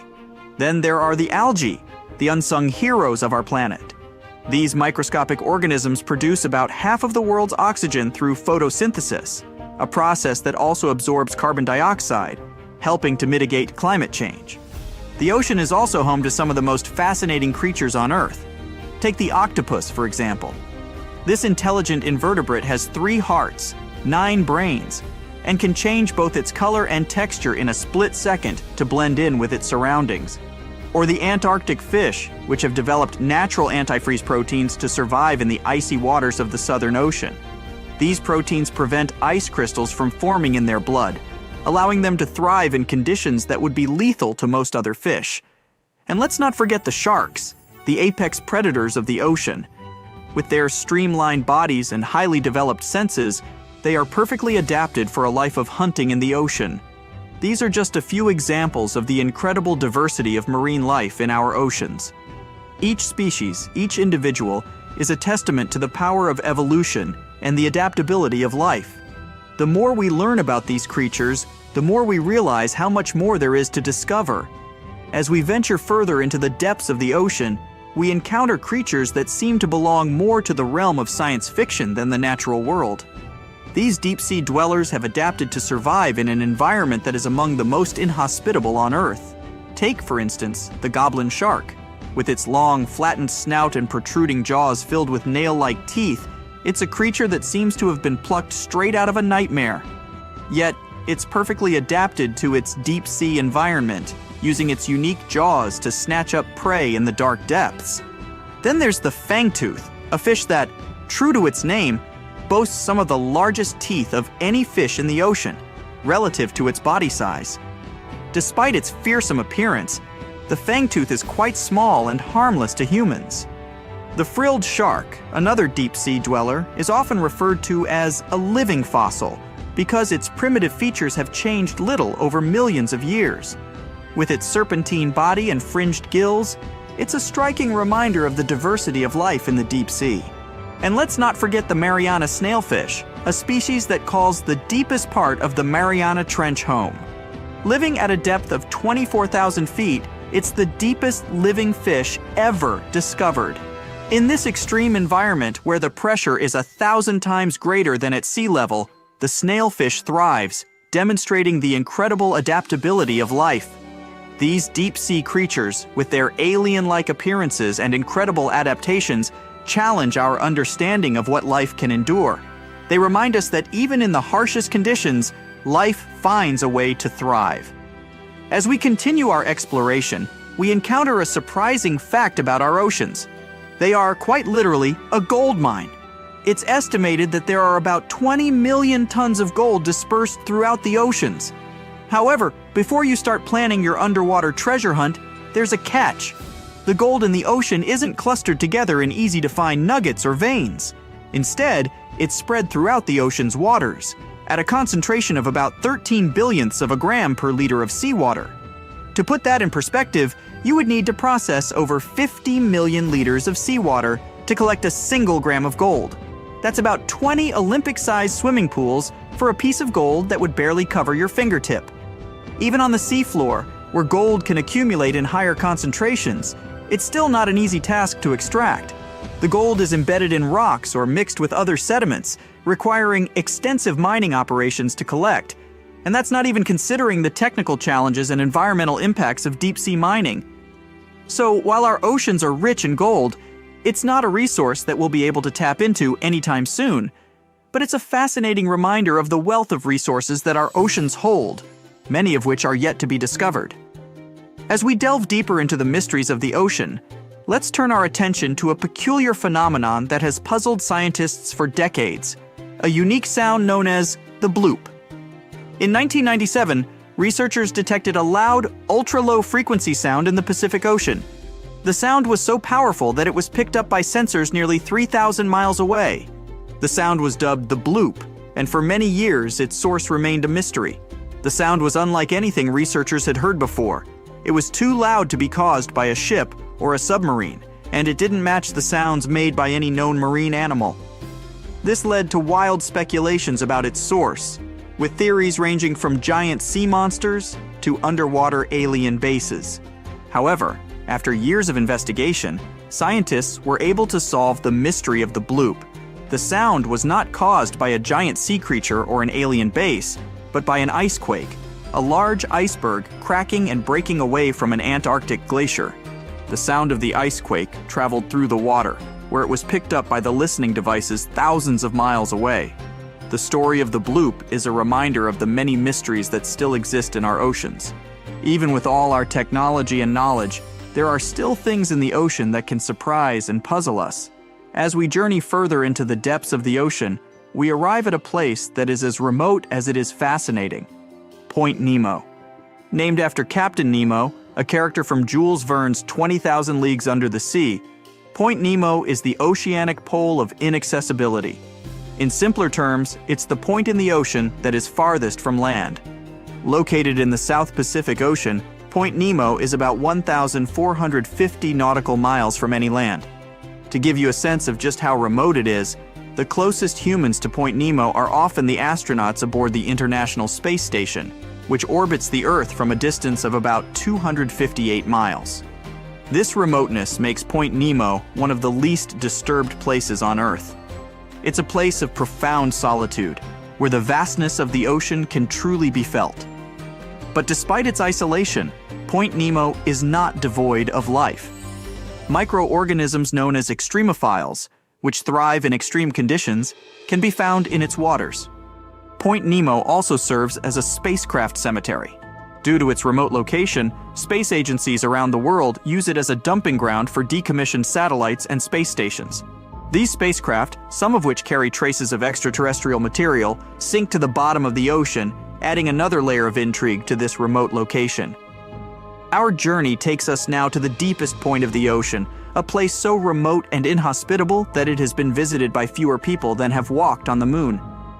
This is the Challenger Deep, located in the Mariana Trench in the western Pacific Ocean. Named after the HMS Challenger, which conducted the first scientific survey of the trench in 1875, the Challenger Deep is about 36,000 feet deep. That's nearly 7 miles straight down. To put that into perspective, if you were to place Mount Everest at the bottom of the Challenger Deep, its peak would still be over a mile underwater. The pressure at the bottom of the Challenger Deep is over 1,000 times greater than at sea level, and the temperature is just above freezing. Despite these extreme conditions, life has found a way to thrive. Scientists have discovered a variety of organisms that call the Challenger Deep home, including single-celled amoebas known as foraminifera, and a species of snailfish that is currently the deepest living fish ever discovered. Exploring the Challenger Deep is a formidable challenge. The immense pressure, low temperatures, and lack of light make it a difficult and dangerous environment to navigate. Yet these challenges have not deterred us from exploring this final frontier on Earth. From the bathyscaphe Trieste's first manned descent in 1960 to more recent expeditions using autonomous underwater vehicles, our quest to explore and understand the deepest part of our oceans continues. The Challenger Deep is a testament to the extremes that life on Earth can endure, and a reminder of how much we still have to learn about our planet. As we delve deeper into the mysteries of the ocean, we encounter life forms that have adapted to survive in some of the most extreme conditions on Earth. These extremophiles, as they are known, challenge our understanding of the limits of life and hint at the possibility of life beyond our planet. Take, for instance, the bacteria that thrive near hydrothermal vents on the ocean floor.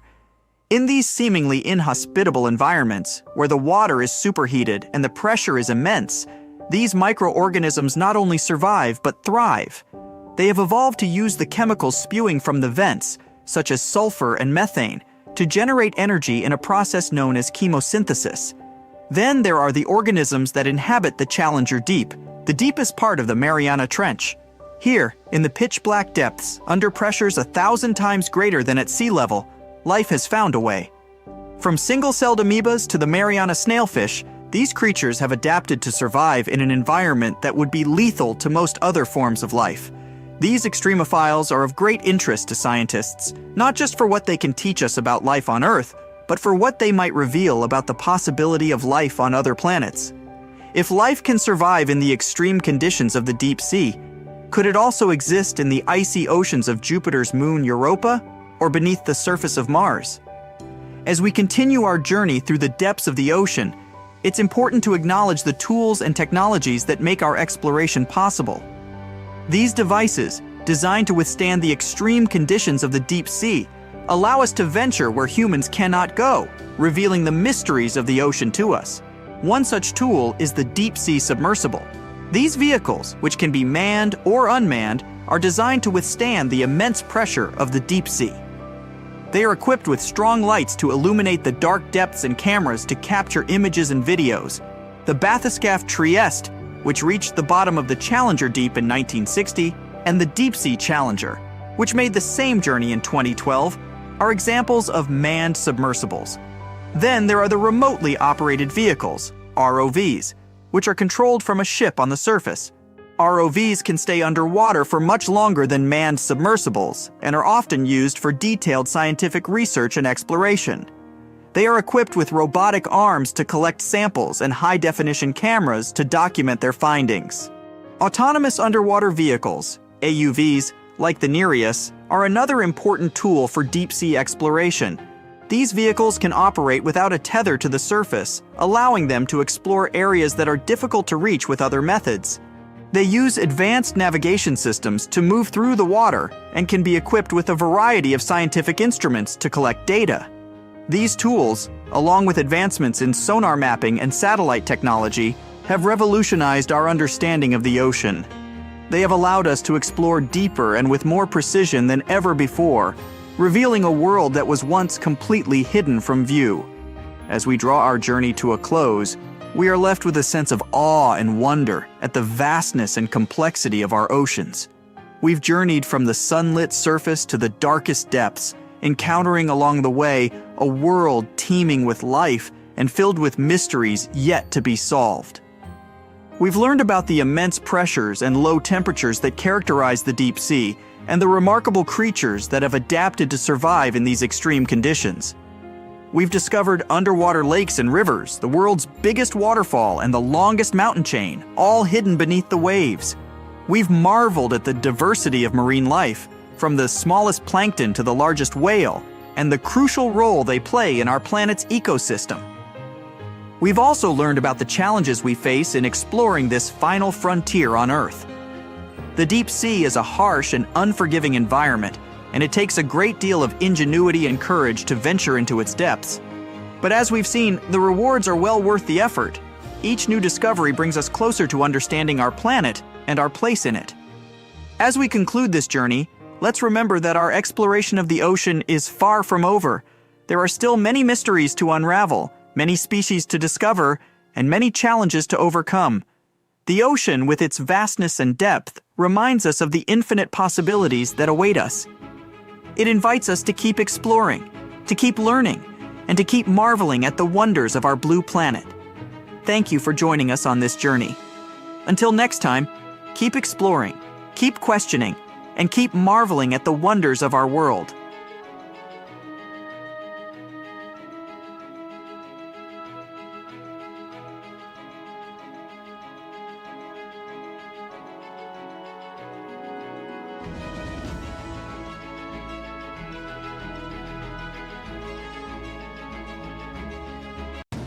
Think you know what lurks in the depths of the ocean? While nearly 95% of our oceans haven't been explored yet, it's hard not to let your imagination run wild. But thanks to brave explorers, deep-sea cameras, and awesome archaeologists, we do know about some pretty incredible sea creatures living in our waters today, and millions of years ago. From the 9-foot spider crab to the 60-foot prehistoric Megalodon, these sea dwellers come in all shapes and sizes. But let's focus on sea creatures famous for their huge size. Can you guess which living species of whale is the largest? Well, it's not the orca, but that's a good guess. The orca is a toothed whale that can grow to anywhere from 23 feet to 32 feet, which is slightly smaller than a school bus. How about the narwhal? Nope, they're not the biggest either. These unicorns of the sea live mainly in Arctic waters and only grow 13 feet to 20 feet in length, and that's including their 9-foot tusk. Tired of guessing? Okay, I give in. The largest whale that still exists today is the blue whale. At a jaw-dropping 82 feet to 105 feet, the blue whale is not only the biggest whale we know of, but is currently the largest animal to have ever lived on Earth. Seriously. These animals are bigger than a T-Rex, and even the prehistoric Megalodon. If you were to put a blue whale next to a school bus, it would look like it could swallow it. Think about that. According to National Geographic, a blue whale's tongue can weigh the same as an elephant. And their hearts can weigh as much as a car. That doesn't even sound possible. It's no wonder these giants need to eat about 4 tons of krill every day. While there aren't too many animals living today that can compete with the blue whale's epic proportions, there is an entirely different species that is a good contender, and it's not quite what you would expect. It's a jellyfish. No, I'm not talking about the little jellyfish that wash up on the shore and ruin a perfectly good day at the beach. I'm referring to the lion's mane jellyfish, the biggest jellyfish around. This invertebrate can grow up to 120 feet long. They also come in different gorgeous colors like red, purple, or even shades of orange. As if their length wasn't impressive, the lion's mane jellyfish boast a whopping 8 sets of 70 to 150 tentacles. That means they can have up to 1,200 in total. And here's the giant oceanic manta ray, the largest type of ray in the world. Their wingspan can be longer than a bus. These guys can reach 30 feet in length. They also have the biggest brain compared to body size among all fish. Unlike their stingray cousins, mantas don't have venomous tails. And while the lion's mane jellyfish and the blue whale are yet to be beaten for the longest sea creature, there is one marine creature that can grow even larger in length. The Portuguese Physalia physalis, tentacles and all, can reach a length of 165 feet long, and that's according to mentalfloss.com. While this thing may look a lot like a jellyfish, it's actually known as a siphonophore, and there are hundreds and sometimes thousands of them that are genetically identical. Their long tentacles help the organism catch prey, and its sting is fatal to most animals, even humans in some cases. What's even creepier is that if one of the tentacles comes off the organism for whatever reason, it can float around the water for days before decomposing. Even if it's detached, this tentacle can still sting you. But don't go running out of the ocean just yet. Your chances of being hurt by a Portuguese Physalia physalis sting are pretty slim. However, if you do get stung, the side effects aren't pretty, with welts, stomach cramps, an elevated heart rate, and an upset stomach. While you don't want to go anywhere near these long creatures, they sure are pretty to look at. Check out all those colors. The Shastasaurus is the biggest marine reptile that has ever existed. These predators lived during the late Triassic period, about 210 million years ago. These amazing giants could reach lengths of up to 69 feet and weighed more than 75 tons. This made the Shastosaurus as heavy as a blue whale. And if you could stand this creature up vertically, it'd be as tall as a 7-story building. Despite appearances, the Shastosaurus was actually pretty slim for its size. Its ribcage was only 6 feet across. You'd think that this big guy was chowing down on other dinosaurs, but that's not the case at all. This reptile survived on a diet that consisted of small fish and cephalopods, like octopuses and squids. The Albertonectes is a bright representative of the plesiosaur family, meaning that this marine reptile had a small head on an incredibly long neck and large flipper-like limbs that helped it move through the water. These creatures occupied the seas around North America 76 to 70 million years ago. The length of this sea monster could reach 38 feet, with its neck taking up 23 feet of that length. Its neck was a true record breaker. It had a whopping 76 bones in it. No other animal known to humankind has had so many vertebrae in its neck. Scientists aren't sure why they needed such a lengthy neck. They might have used it to collect shellfish off the seabed, or perhaps it helped them capture their main prey, fish and squids. This aquatic reptile also had gastroliths in its stomachs. Some of them were as big as 5.5 inches in diameter. The Tylosaurus belonged to the Mosasaur family. It dominated the shallow seas of North America about 85 to 80 million years ago. This was an enormous predator, with the biggest representatives reaching 45 feet in length. It had a narrow hydrodynamic body with a blunt, powerful head that the animal used to ram and stun its prey. Its body was equipped with agile flippers and a long tail decorated with a maneuverable fin.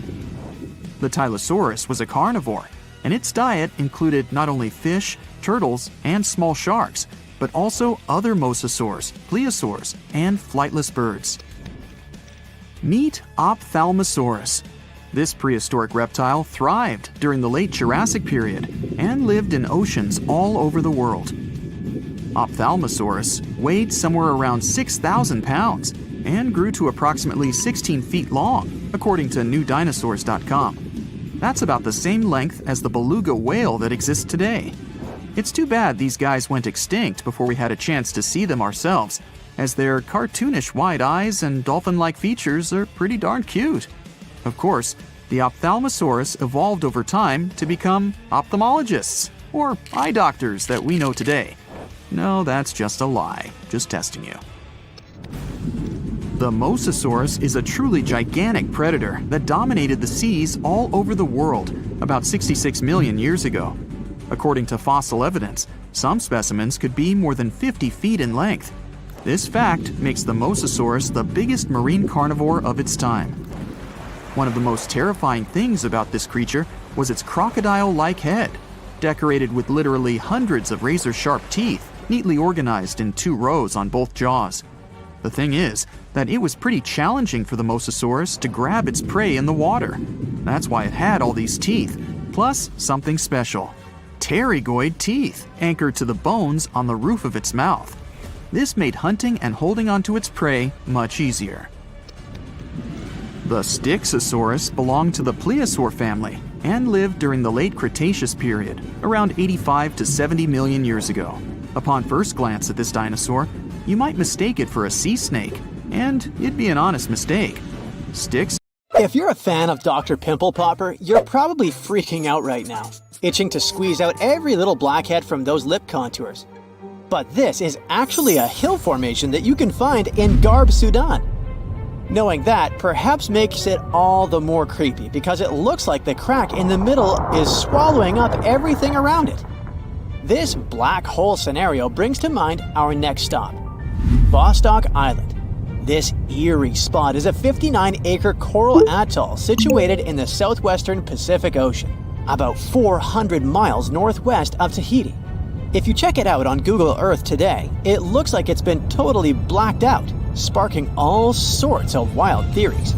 People keep saying that this place is some top-secret base, or even a fictional island straight out of Lost.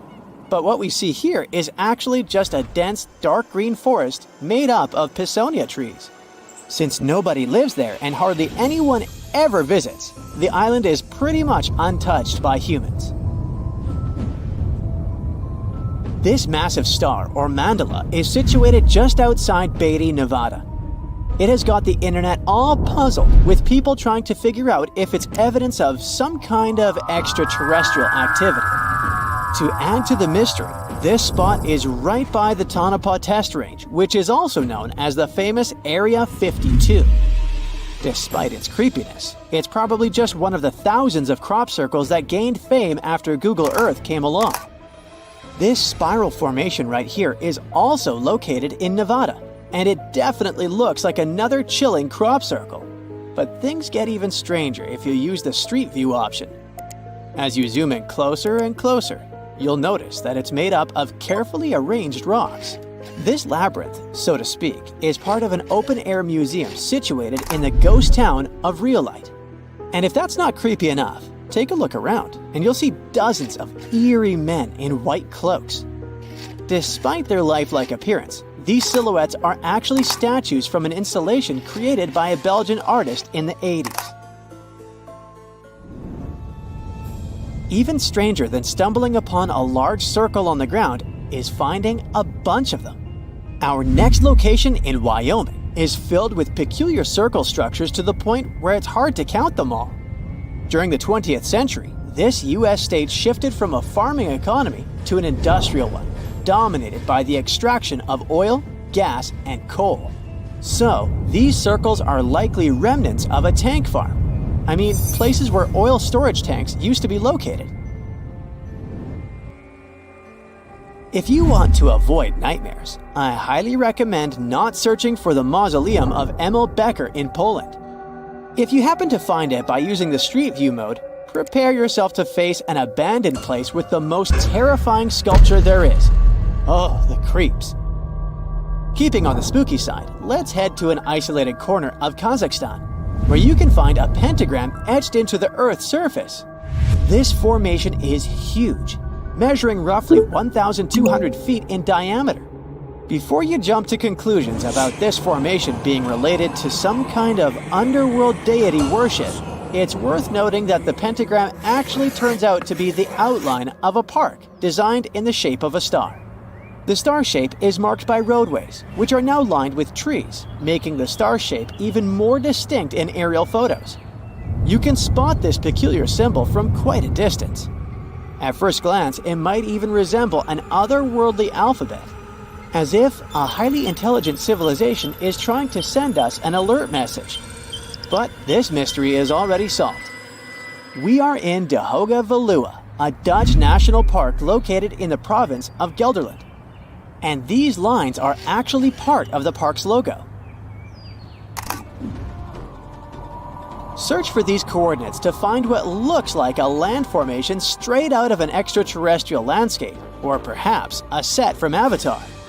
This place, located in Inner Mongolia, China, is believed to be a granite mine. But it's a bit of a mystery why it has such a striking blue tone on Google Earth. If you check it out on Microsoft Bing Maps, for example, the same location appears in a much more natural tone.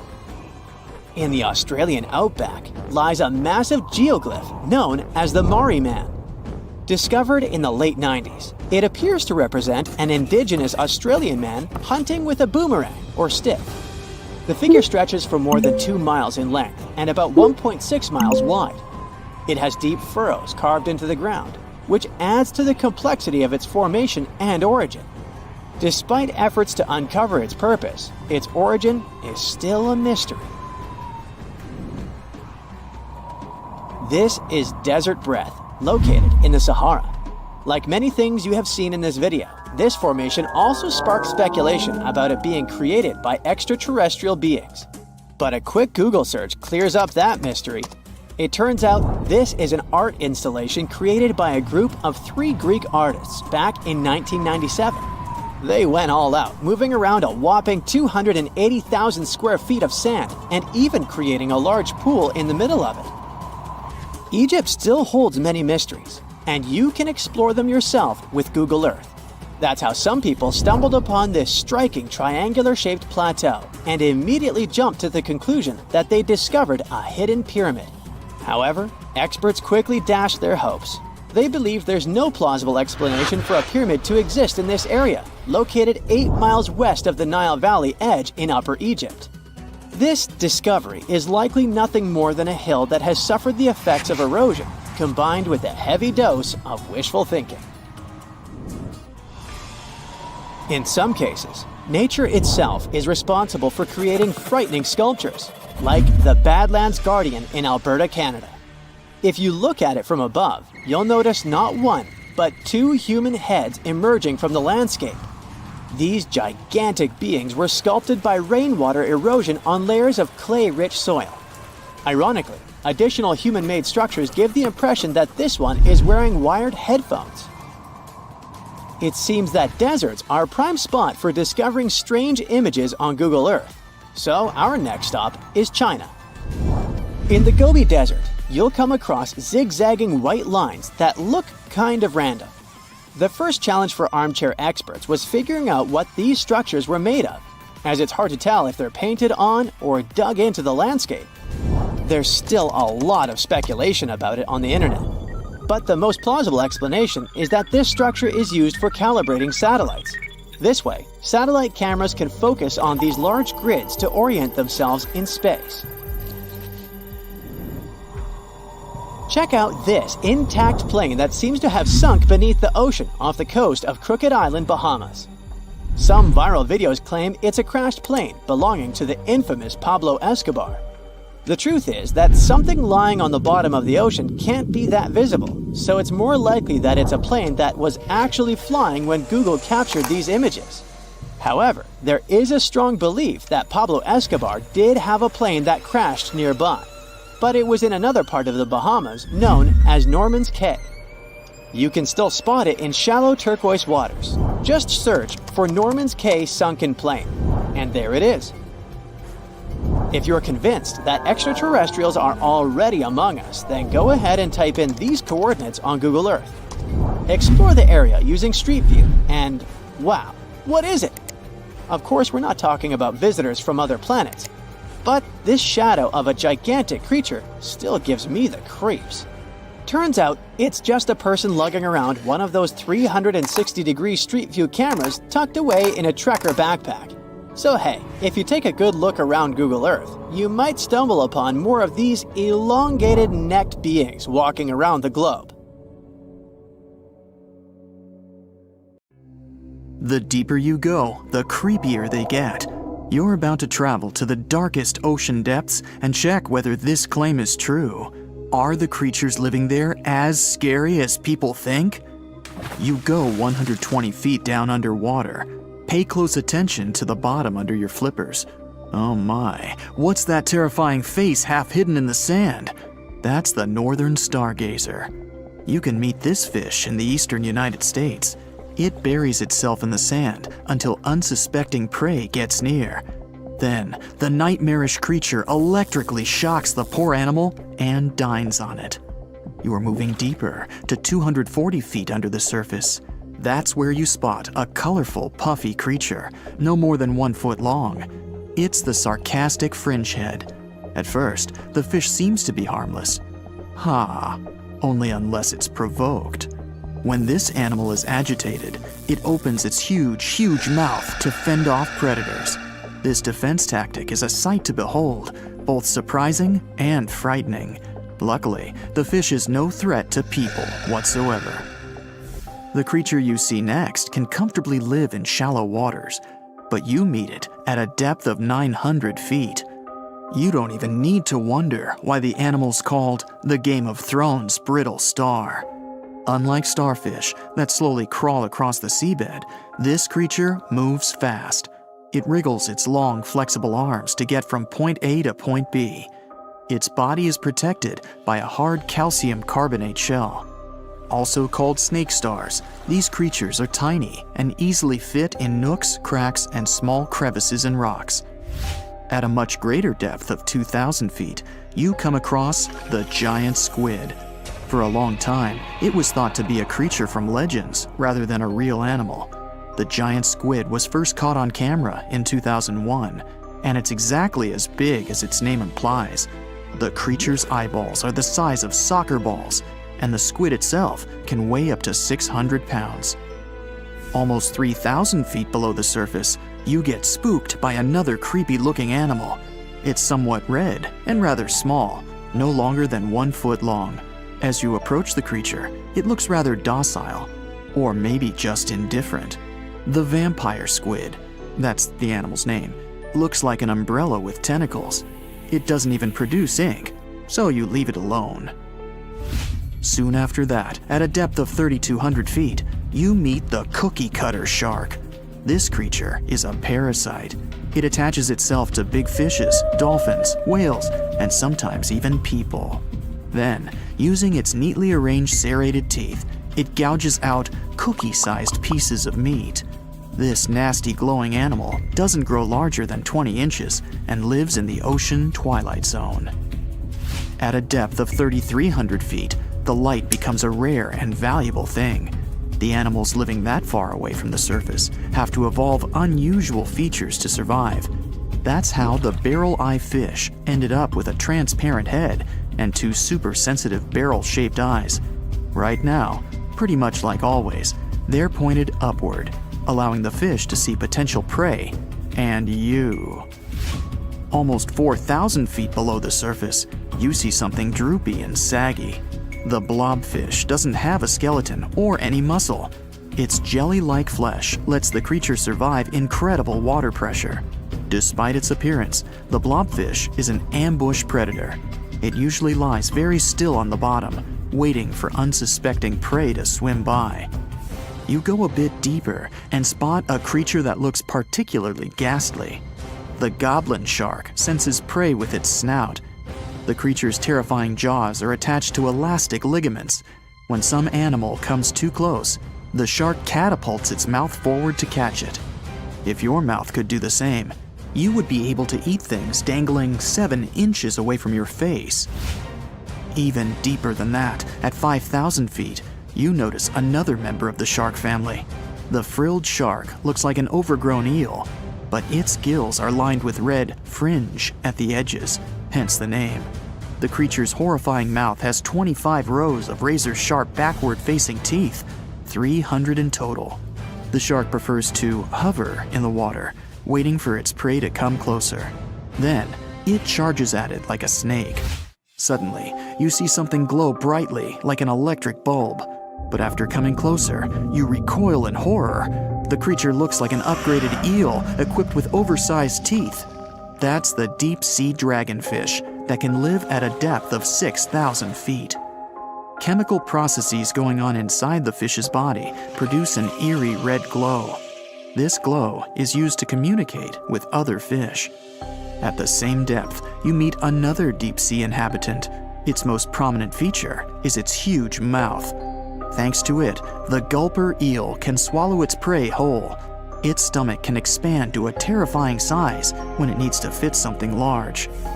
At a depth of 6,600 feet, you come across an angry-looking creature with a fishing rod over its head.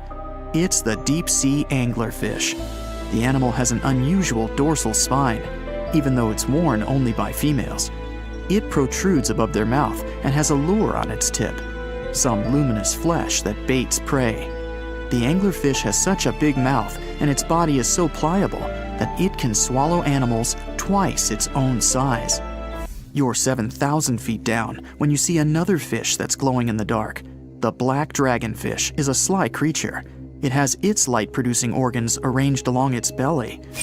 The spooky creature also has gleaming flashlights next to its eyes. They help the animal find prey and attract potential mates. At the same depth, you also spot an enormous pill bug. But unlike the critter you can find in your garden, this one is at least 20 inches long.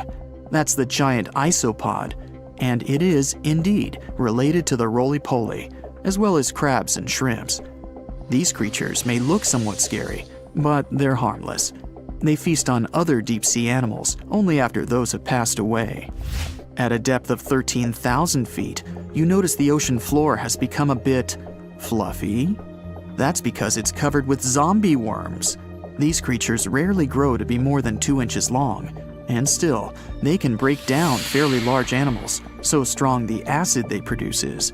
The worms' feathery appearance makes them look like plants, but the truth is, these creatures munch on rock-hard bones of the world's largest animals, such as whales.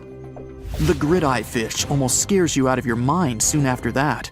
This creature has a pair of large greenish oval plates on the top of its head and no eyes whatsoever.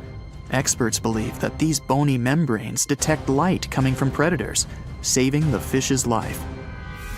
You're now 3 miles down below the surface, and that's where you spot something bizarre on the bottom. It's definitely a fish, but it's standing on the ocean floor on 3 long, rigid legs. Ah, it's the tripod fish. Curious rather than scary. This creature has adapted to the almost complete darkness by giving up on its vision. It has to rely on vibration and touch to sense prey. And then, the fish uses its fins as hands to transport food directly into its mouth. You don't have time to go any deeper before you spot the faceless fish. This slightly off-putting creature has no eyes, and its mouth, smiling a Mona Lisa smile, is underneath its body. For the first time, the faceless cusk, which is the creature's official name, was seen more than a century ago. The next time it happened was only in 2017. Once you've reached a depth of 6 miles below the surface, you see deep-sea cucumbers. These bizarre creatures are much bigger than their shallow water relatives. They spend most of their time on the sea floor. But if they need to escape predators, they are able to swim away. Deep-sea cucumbers have bright purplish coloring, tiny feet, and tentacles that surround their mouths. Cute. The question is, why do these deep-sea creatures look so scary? Life is very different there, at the bottom. Tremendous water pressure, a lack of food, and constant darkness. You have to adapt to survive in such extreme conditions. So you're swimming 2 miles down at the bottom of the ocean. Don't ask me how, just play along. It's cold and the pressure is intense. No fish in sight. Then you notice a green shiny thing. It's a cookie cutter shark. Its neck glows in the dark to attract fish and other delicious treats. The shark doesn't look like much. It's small, about the size of a cat. It has brown skin and large green eyes. But looks can be deceiving. Every night, this creature rises to the surface and goes after great white sharks, whales, even swordfish. If you look closely, you'll see a round mouth with a bunch of sharp teeth in it. They don't just bite, they work kind of like a saw. This one's called a cookie cutter shark because when it sees something delicious, it takes a cookie-shaped bite out of it. These sharks have even been known to disable submarines. Wonder what flavor they are. Our next shark is about the length of a car. Only about 100 of these sharks have ever been seen, but if you met one, you'd never forget it. It has a big mouth, a huge mouth, a mega mouth, like me. It's the mega mouth shark. You could easily fit in it if you curled yourself up. They're not dangerous though, not to humans. They feed by swimming around with their mouths open, filtering out plankton and other underwater goodies. The shark has special organs in its mouth that glow, attracting little crustaceans. It swims deep in the ocean in total darkness. Probably has a great smile though. Thresher sharks also have a huge body part, the tail. It's almost half the length of the shark itself, and it looks like a helicopter blade. It's one of the few animals that hunts using its tail. The shark sneaks up on a school of fish and starts to shake its moneymaker. This freaks out some of the fish, which is exactly the plan. In a pinch, it can also use its tail to defend itself. The best thing about this shark, it doesn't attack people. The angel shark. There are quite a few types of angel shark out there, but they're more shark than angel. They're flat like stingrays, and their skin is covered with patterns that help them blend in with the seafloor. Because of this disguise, divers sometimes accidentally touch them, which isn't the best idea. They're fast and have powerful jaws. Still, they prefer the taste of small fish to you. The horn shark has two ridges that look like horns right above its eyes. It's definitely the grandpa of the shark world. Not aggressive, swims pretty slowly, and is up late almost every night. Its two favorite meals, sea urchins and crustaceans. It moves its fin on the seafloor almost as if it had paws. But don't underestimate this guy. It has one of the strongest bites of any shark. It needs those strong teeth to crush the shells of its late-night meals. And if something tries to attack it, watch out. Horn sharks have sharp spikes on their fins. The award for the ugliest shark goes to the goblin shark, and it's not even close. From the outside, it already looks kinda weird and is about the size of a pink underwater motorbike. It has a long tail and a seriously long nose. It lives way down in the depths of the ocean and loves to eat squid. It's not as fast as its relatives, but it's way more sneaky. It has a secret squid catching technique which is totally wild. The shark swims behind the squid. It's catching up, getting closer and closer, but the squid isn't slowing down, no way. It looks like the poor goblin shark won't have any lunch today. Then it opens its mouth. Its jaw is attached to folds of skin that mean it can literally throw its jaw out of its mouth. And it's a shark, so those teeth are sharp. That extra reach helps it grab its lunch, and when the meal's over, it pops its jaw back in its mouth. These sharks have been seen many times off the coast of Japan. They're actually named after the goblins in Japanese myths and fairy tales. There's only one thing out there cooler than a ninja shark. It's the ninja lantern shark. Imagine there's a tube you can slide down that takes you to the bottom of the ocean. It's too dark, you can't see anything. Suddenly, a glowing dot, moving around in the distance. It's coming closer, shooting towards you. It's a blue glowing head. Worse, it looks like this head doesn't have a body attached to it. The ninja lantern shark has black skin, so it's almost invisible in the dark. It's only the size of a human arm, but its small, sharp teeth are no joke. No one really knows why this shark glows. Maybe to attract tasty fish? Another theory out there is that it uses this light to communicate with its friends. It has friends? The hammerhead shark. These ferocious sharks can weigh up to half a ton. They live in tropical waters all over the world, and they're one of the most recognizable sharks out there. Their eyes really are located on the sides of their hammerhead. This means they can see in almost all directions. They even have special neck muscles to lift their head up and down just to see that little bit better. Their favorite food? Stingrays. You know, those flat things that swim along the seafloor, camouflaged to look like sand and bits of rock. Stingrays get by blending in with their surroundings. Danger mostly just swims by. But the hammerhead's eyes see everything. Uh-oh. Great white sharks, hammerheads, and other large sharks live for about 25 years. But one shark can live much, much longer. The Greenland shark can live anywhere from 300 to 500 years. It lives mostly in the North Atlantic and Arctic oceans. It loves to swim deep down where it's dark, so it uses its nose to sniff out food. Since it spends so much time down there, it's figured out how to withstand the strong pressure. It's one of the oldest living, largest, and slowest fish on Earth. Just imagine, you're on an Arctic cruise and you see one of these sharks moving slowly through the freezing cold water.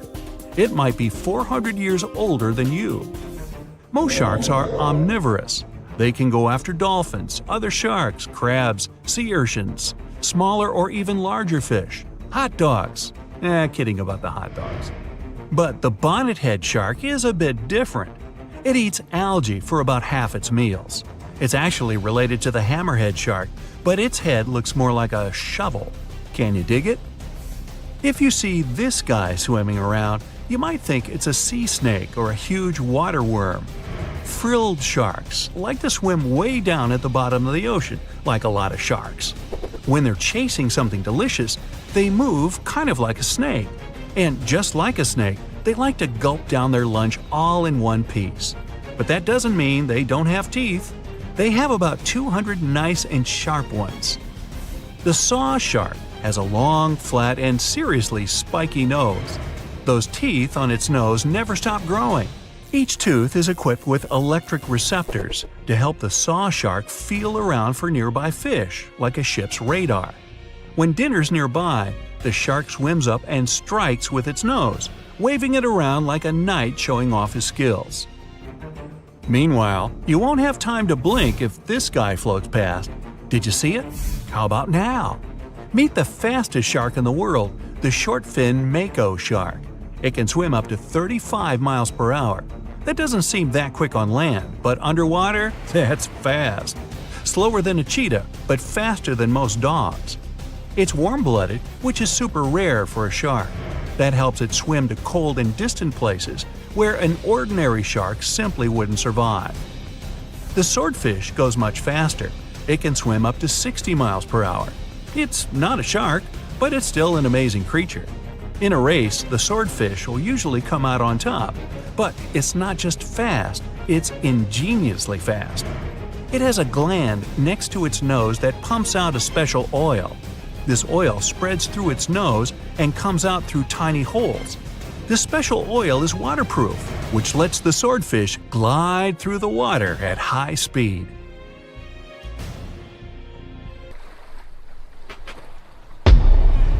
Many terrifying animals live deep beyond the waves, like this vampire squid living 3,000 feet below the surface in almost complete darkness. This animal has a cloak, like a vampire's. That's why it's called the vampire squid. Deep down at the bottom, it can't use ink to defend itself. So this animal has developed an unusual tactic. It glows slightly to scare away predators. If this tactic fails, the vampire squid can turn its body inside out, revealing tiny spikes. When you translate its scientific name, Vampiroteuthis infernalis, it literally means vampire squid from the nether. Despite its terrifying looks, it's a harmless ocean animal. This previous creature was not from space, but this object definitely is. Before Elon Musk found a way to reuse rockets, NASA would simply drop old ones after launching astronauts into space, most of the time in the ocean or deserts. In 2012, Jeff Bezos launched a mission to find the Apollo 11 rocket. They found it by using sonar, but it was in terrible condition. It was sitting on the bottom of the ocean, not far from the predicted site. They were able to rescue the engine and reconstruct two of them. The most famous lost city is Atlantis, but sadly, we still haven't discovered it. However, Heraklion was also just a myth until one British pilot saw something that looked like a city while flying over the Mediterranean Sea. He reported it, and 60 years later, a group of divers went there. They were shocked when they found an entire city underwater. It was loaded with artifacts that could tell us a lot about the history of the place. Now it's one of the best underwater archaeological sites in the world. It's believed that the rising sea caused the whole city to go underwater. The Titanic sank in 1912. The wreck was claimed to be officially discovered 74 years later.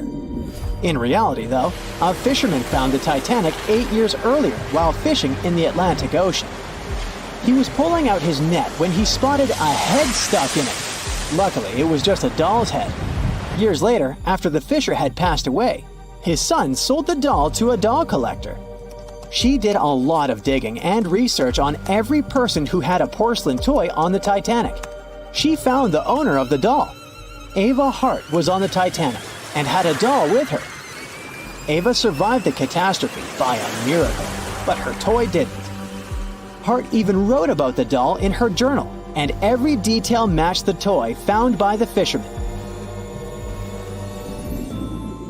The tripod fish lives deep in the abyssal zone, around 20,000 feet below the surface. It's adapted to such immense depths and uses its tripod fins to stay still on the bottom. This creature doesn't have big eyes, but even if it did, these eyes would be useless in the darkness. Instead, the tripod fish uses its fins like antennas to detect any movement in the water. This creature doesn't have much luck when it comes to its love life, so it had to develop unique tactics to reproduce. One fish can be both male and female. The next bizarre creature is the lizardfish. It has tons of razor-sharp teeth, a huge mouth, and really big eyes, which it uses for hunting. All this makes the animal look freaky. The lizardfish lives at depths of around 11,000 feet in the midnight zone, where there is zero light. This freak of nature basically eats everything it can fit inside its mouth, from small fish to other lizardfish. On the other hand, when they see other reptile fish, they probably fall in love instead, because finding mates at those depths is not an easy task. Like the tripod fish, the lizardfish can be both male and female at the same time. When you think of a river, you usually picture it on land. Still, nature is quite unpredictable, and it created a river flowing under the ocean in California. It's running at a depth of around 2 miles. This river has everything that an ordinary river has: sunken logs, trees, and rocks. And despite its uniqueness, it's not the only one in the world. There are also others in the Amazon and Greenland. A terrifying creature was discovered near Angola's coast by a remote operating vehicle. It looks like it doesn't have a head or a body. It was sitting at a depth of around 4,350 feet below the surface. After doing research, scientists concluded it wasn't anything from a sci-fi movie. It was just a cluster of siphonophores stuck together. In 2015, some random guy was diving in Caesarea, and something shiny caught his eye. He reached out, grabbed it, and realized it was a gold coin. After that, he examined the bottom and found out that there were many more. He reported the incident to the local authorities, and they concluded that he had found Arabic treasure. The coins were made of solid 24-karat gold and were a few thousand years old, but due to the perfect salinity and temperature, they looked brand new. The coins belonged to a ship carrying cargo. It was caught up in a storm and unfortunately sank. One of the weirdest things ever discovered was found in the Baltic Sea. It's an anomaly that looks as if it was created by a different civilization. It was discovered by Swedish researchers, and they basically had no idea what it was. They had to ask tons of other scientists for their opinions. When you look at this formation from above, it's 200 feet long and looks exactly like a fallen spaceship. It's hard to believe that it's a natural formation, but spoiler alert, it's totally made by nature because the Baltic Sea has gone through many erosions throughout history. Most likely, the bizarre formation is the result of these processes. A group of divers in Madagascar were shocked when they found this 7-foot monstrosity of a knife on the seafloor. The speculation started immediately, and many said that the knife was from some giants that had fought Megalodons and lived on Earth thousands and thousands of years ago. That could make a nice story, but the knife is most likely a movie prop that was lost at sea. One of the ocean's most bizarre animals is the frilled shark. It's believed that this fish is the reason for all those sea serpent stories that sea explorers of the past wrote about. These animals live pretty deep in the ocean, but sometimes they can be seen in shallow waters. It's super rare, but possible. The frilled shark has a big mouth sporting around 300 teeth. It also has a long body that looks like a lizard's, and it is truly a unique species of shark. Its prey can be half of its size because this shark's stomach is like that of a snake, and it can swallow huge fish or crustaceans. Spotting a few worms in your garden is no big deal, but after seeing a 26-foot long one in the ocean, you will make your wetsuit a little wetter. This worm is super rare, and it's completely harmless to humans. It's actually not a giant worm. It's a cluster of zooids that are stuck together in a worm-shaped formation. They usually only eat plankton, bacteria, and other tiny things that can be found in the ocean. Probably the scariest thing in the ocean that is 100% real is the Magna Pinna, which can be found at crazy depths of 20,000 feet below the surface. This monster looks like an underwater Slender Man, but it's just a squid with really long tentacles that can reach a terrifying size of 8 feet. This guy has only been seen a few times, and basically, we don't know much about this creature so far. Well, hey there! We dive back in time and into the oceans over 500 million years ago, just, because we can. Whoa! Watch out! It's not Megalodon or giant sea reptiles you need to look out for here. It's a bizarre, unearthly-looking creature called Anomalocaris. The name means unlike any other shrimp, and I think you'll agree, it looks like a nightmarish cross between a shrimp and a modern-day centipede. 2 tentacles protruding from its face, each lined with razor-sharp teeth. Oh yeah, and this thing was about the size of your leg. With a wave-like movement of the flaps on each side of its body, it was graceful for a terrifying creature. It was also more advanced than any other life on this planet at the time. Especially those huge eyes. You have only one lens in each of yours. This giant shrimp had 16,000. That's 4 times more than a common housefly. And you know how good their vision is, good enough to dodge that swatter every time. All this allowed Annie to become one of the first animals on this planet to feed on others. Yep, here it is, Earth's first hunter. Its favorite meal? Trilobites. Hey, try a bite. Those are the ancient ancestors of crabs. Some of their fossils have marks on them in the same shape as the monster shrimp's mouthparts. Terrors of the past like this got to be so giant thanks to more oxygen in the atmosphere. A perfect example of this, Meganeuropsis. Imagine a dragonfly. Now make it as big as a cat, and with a wingspan longer than your arm. Megan, the monster-sized dragonfly, could easily grab other insects or even small animals, and she ruled the air with quick movements. Back then, there were still no large birds or other airborne enemies for this behemoth bug, so it was safe and free to grow as large as this planet would allow. Piranhas of the past were also jumbo-sized. Mega piranha was about 3 times the size of the river terrors we have today. Its bite force was about the same as a tiger's, and those striped kitties bite down 2 times harder than lions. That means it probably not only dined on other fish and any land creatures that, got too close to the water, but it could also easily crunch down on large turtles and other unlucky shelled creatures. And fun fact, modern-day piranhas bark like dogs when they're about to enter a confrontation. It actually sounds more like a frog's ribbit. But makes you wonder, what did this mega-sized ancient cousin sound like? A bear roaring? How about giant sea scorpions the size of your bed? Go back about 460 million years and you'd see them swimming under you. And watch out for that tail. Scientists still don't know if these creatures could use it to inject venom like your standard land scorpion, but something tells me I wouldn't want that thing anywhere near me. Then there's this guy, Therizinosaurus. Terry looks sort of like a goose with long arms.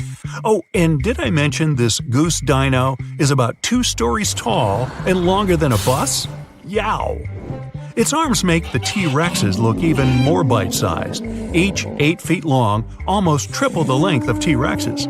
And on the end, razor-sharp claws the size of your whole arm. Now, don't worry about those lengthy claws too much, though. Terry probably used them to cut through giant termite nests.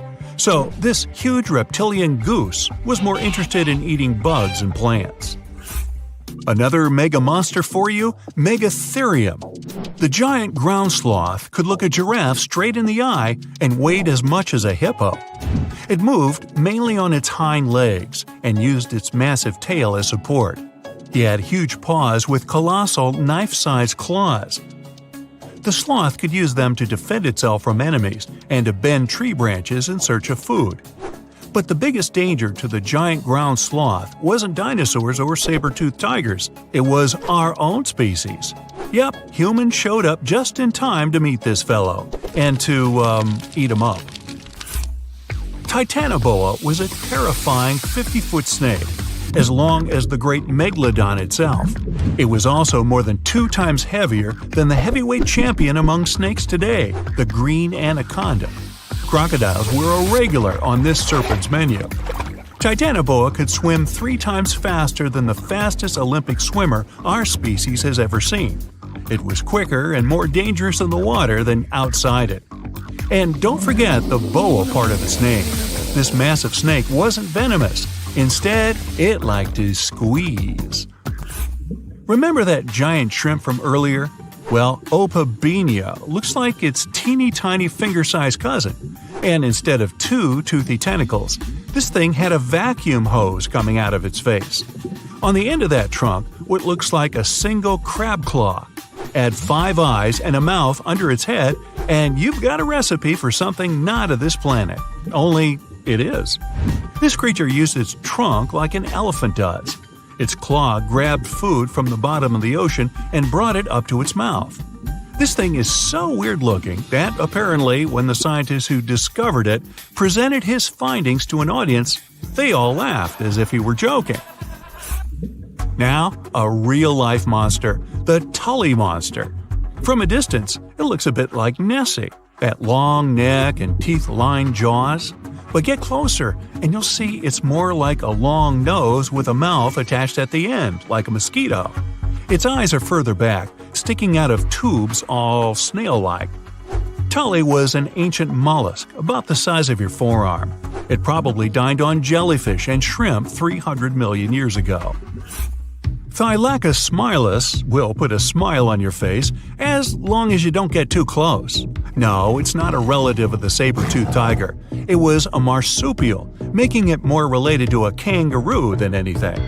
And if you compare them to body size, its fangs were actually longer than a saber-toothed tiger's. And they grew continuously. As for that beard on its chin, that's actually all chin. The lower jawbone grew down to a point under the mouth. Those fangs were rooted to the skull, going way back to its eyes. When the mouth was closed, that bony beard protected the long, sharp teeth from breakage. Staganapolis, not to be confused with Minneapolis, might look like a big crocodile with a squished-in snout, but it was mostly harmless. Its small head and very few teeth meant the reptile didn't have much to work with when protecting itself. That's what all those armored scales were for, and no need for huge fangs or long rows of razor-sharp teeth when you're a plant eater. That beak-like tip on its nose allowed the stag to dig up plants. So, really, this reptile was more like a 10-foot scaly pig than a croc. Basilosaurus was a type of ancient whale that lived on our planet about 45 million years ago. Not quite as long as a blue whale, but this guy was still big enough to munch down on other whales and even sharks. Some people believe these monsters could still exist today. Eyewitnesses claim to have seen a giant sea dragon, and Basilosaurus fits the description. Plus, 90% of our oceans are unexplored. There's plenty of space to hide a sea monster. But scientists haven't found any fossils of this ancient whale younger than 3.7 million years. So, this myth is busted. Stegosaurus is one of the most recognizable dinosaurs that ever lived. It can easily be distinguished by those huge spikes on its tail and the bony plates on its back. It was twice as long as a giraffe and nearly 5 times heavier. But compared to its body size, it had the world's smallest brain. It was no larger than a dog's. Pelagornis had the largest wingspan of any bird ever discovered. It was twice the size of the largest bird today, the wandering albatross. Such huge wings made it hard for the bird to take off. It could only do so by jumping off cliffs. And when it finally spread its wings, this giant could only go about 40 miles per hour. The fastest bird today can reach speeds 5 times that. Are you a pro swimmer, brave enough to take a dip in any ocean or sea? Bad news. There are some places you should avoid no matter how well you swim or dive. Some of these places have dangerous underwater rocks, strong currents, and tides. Others are famous for legends about monsters and mysterious creatures. So let's dive into this aquatic horror show. Have you ever heard the word the strid? It's a variation of the word the stride that is used in Yorkshire. And it refers to a narrow section of the river wharf that's so small you could jump over it. But don't be fooled by its size, it's one of the most dangerous spots around. Even taking a step into the water can have dire consequences. The river wharf has a forceful current, and since the strid is so narrow, it's even stronger in that area. The intense water flow has eroded the limestone around the strid, which created hollow spaces much deeper than the rest of the riverbed. Here's the secret. The current has also weakened the banks of the strid from below. So, the ground you're standing on, admiring the rapid flow, is probably just a fragile ledge hanging over treacherous waters. There's no record of anyone who found themselves in the water of the strid and found their way out of it. And the worst part? You wouldn't even guess that this innocent-looking stream could be such a danger. So, my advice to you, my friend, is to stick to a safer body of water for your aquatic adventures. If you're looking for a weekend getaway in California, Horseshoe Lake is the spot for you. It's got everything. Sandy beaches, hiking trails, and picnic areas, but wait, there's more to it than meets the eye. This lake has a dark side, namely around 100 acres of dead trees that surround it. And it's not just the trees that have been claimed by this lake. The earthquakes that hit in 1989 and 1990 unleashed carbon dioxide from under the hot magma.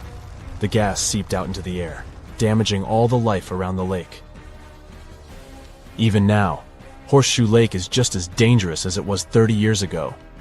What makes it so scary is that the levels of this toxic gas change randomly. Warning signs that are posted everywhere certainly could give a horror film touch to a fun hike in the woods. In Kauai, Hawaii, there's a group of stunning waterfalls that used to be a popular destination for tourists. Kipu Falls, as they're called, were once the go-to spot for swimming and diving. To get to them, you had to take a long walk along a dirt path until you finally arrived at a breathtaking view of a 20-foot waterfall pouring into a crystal-clear pool below. But since 2011, this area has been off-limits to the public. Why, you ask? Well, there have been a lot of accidents at Kipu Falls. Obviously, jumping off the top of the waterfall would be an obvious reason for that, but in addition, there were much more mysterious cases. Witnesses tell tales of swimmers peacefully enjoying the pool at the bottom of the falls, only to be suddenly dragged under the surface. No definite explanation was found to these accidents. The locals believe that the water spirit Mo'o is to blame because it doesn't appreciate being disturbed by loud tourists. There's also a theory of a powerful whirlpool at the bottom of the pool. In any case, guide publishers do not mention Kipu Falls anymore, and trespassing is severely punished. The Samizan Hole, located in the Gulf of Thailand, is the ultimate spot for thrill-seeking divers, but it's also the most dangerous one. With a drop of 280 feet, it's the deepest diving site in the region. But its depth is not the only reason it is considered a place to avoid. The area is a major shipping zone for giant oil tankers. The strong currents around the hole make diving even more treacherous. And if that's not enough, the Samizan Hole is also home to deadly barracudas that could easily attack unsuspecting divers. The water is so murky that visibility is nearly zero, making it challenging to spot these aggressive sea creatures. All in all, the Samizan Hole is a breathtaking but extremely hazardous spot that should only be explored by experienced divers with nerves of steel. Let me tell you about New Smyrna Beach, the shark attack capital of the world. If you're looking for a relaxing vacation spot in Volusia County, Florida, you may want to reconsider this beach. The waters around New Smyrna Beach are teeming with fish, which attracts a lot of sharks. In fact, there have been so many shark attacks reported in this area that it's earned the title of the shark attack capital of the world. Even scientists have warned that if you go for a swim there, you're bound to get up close and personal with at least one of these creatures. We are talking about a distance of 10 feet, and in many cases you wouldn't even notice it. To make matters worse, the bull shark, one of the most dangerous and aggressive types of sharks, has been spotted in these waters. Once again, Kauai is on our list. The beach on Nepali coast called Hanakapiai Beach might look like heaven on earth, but don't be fooled. To get there, you have to trek through a super steep, rocky 2-mile trail. There are no lifeguards on this remote beach, so even if you decide to take a dip in the water, you're on your own. The biggest threat to your safety is the incredibly strong rip currents. They are almost always present because there are no reefs to shield the shore. And if someone gets caught in one, there's no safe place to swim to for miles. The nearest safe beach is 6 miles away. Trust me, this beach doesn't have the best track record in terms of safety, so it's highly advised that you stay out of the water if you end up at this beach. Let me tell you about a place that looks like it's straight out of a horror movie. We're talking about Berkeley Pit, which is an artificial lake situated in Butte, Montana. The first thing you'll notice about this place is that it has an eerie blood-red color that can only be described as unsettling. You might be tempted to take a dip, but that would be a grave mistake. Don't even touch it. The water is extremely dangerous due to the heavy metals present in it, such as cadmium, arsenic, zinc, lead, and copper. They come from the rocks that surround the lake and make the water super acidic. In fact, this place used to be an open-pit copper mine, hence its color. So if you want my advice, avoid this place like the plague. There are 3 lakes in Africa that maybe are the most dangerous places of all that I have mentioned so far. They're all located in Africa. Lake Monoun and Lake Nyos in Cameroon and Lake Kivu in Rwanda are all like ticking timers ready to go off. They were formed over underground pools of molten rock, and sometimes this molten rock releases toxic gases like methane and carbon dioxide right into the water. When this happens, the gases can build up until they suddenly burst out of the water, creating massive waves that can wipe out everything in their path. This type of outburst is called a limnic eruption, and it can release a cloud of poisonous gas that can be harmful to everything in the vicinity. The most terrifying part? These explosions can happen at any moment with no warning. So if you ever find yourself near one of these lakes, you'd better be on high alert, because you never know when the next accident might happen. Maybe you know other places you wouldn't recommend for a fun swim? Share your anti-recommendations in the comments below. How heavy is the largest living snake? How can a snake eat a whale? Get ready, I'm about to answer these questions. Before the last ice age, giant mammals like mammoths ruled the world. The modern animal kingdom we're familiar with was shaped around 55 million years ago. I mean, there were still 1,000-pound bear dogs living from Asia to America. But modern whales, for instance, began to appear later. I'm saying modern whales because, surprise, surprise, whales weren't always fully aquatic. The ancestors of the ocean's biggest animals once walked on dry land. They had 4 legs and lived on the coast. Now, I want to introduce you to a snake that used to eat these whales, the Paleophis, a genus of a marine snake. Scientists say it's hard to understand how big the Paleophis was due to its fragmentary fossil record. They assumed that it could have reached up to 40 feet long. Its fossils were found in different parts of the world, from England to Morocco and Virginia, USA. The Paleophis is extinct now, and sea snakes today are only about a quarter of the size this majestic creature used to be. So no need to worry about this underwater monster. But there once was an even bigger snake, the Titan boa. It was around 50 feet long and most likely weighed over a ton. It used to live in what is now known as northeastern Colombia, around 60 to 58 million years ago. Scientists say that it mostly fed on fish. Another giant animal that lived in the past was the black Gigantopithecus. These primates aren't related to gorillas. They lived in the area of modern China. Some people believe that they're still alive, but so far, no one has laid eyes on them. Some people even go further and say that the stories of Bigfoot or Yeti are based on these animals. This rodent became extinct about 2 million years ago. Its main habitat was South America, more specifically, Uruguay. What's astonishing about this species is that it was the largest rodent ever known. It was bigger than a bull. Scientists believe that it weighed up to 1,000 pounds. A distant relative of this rodent is still alive today. It's called the pacarana. It's a rare animal that lives in South America. It weighs up to 33 pounds and measures up to 31 inches, not including its cute and fluffy tail. The Arthropleura was an insect that lived in prehistoric times. Imagine a giant millipede measuring up to 8 feet in length. Here you go. It was one of the largest land animals of its era, about 315 million years ago. The Arthropleura's shell was covered with tough plates. These plates were there to protect the creature from damage. Most of the time, it burrowed into the ground to avoid becoming some other animal's dinner. Meet the Megalodon.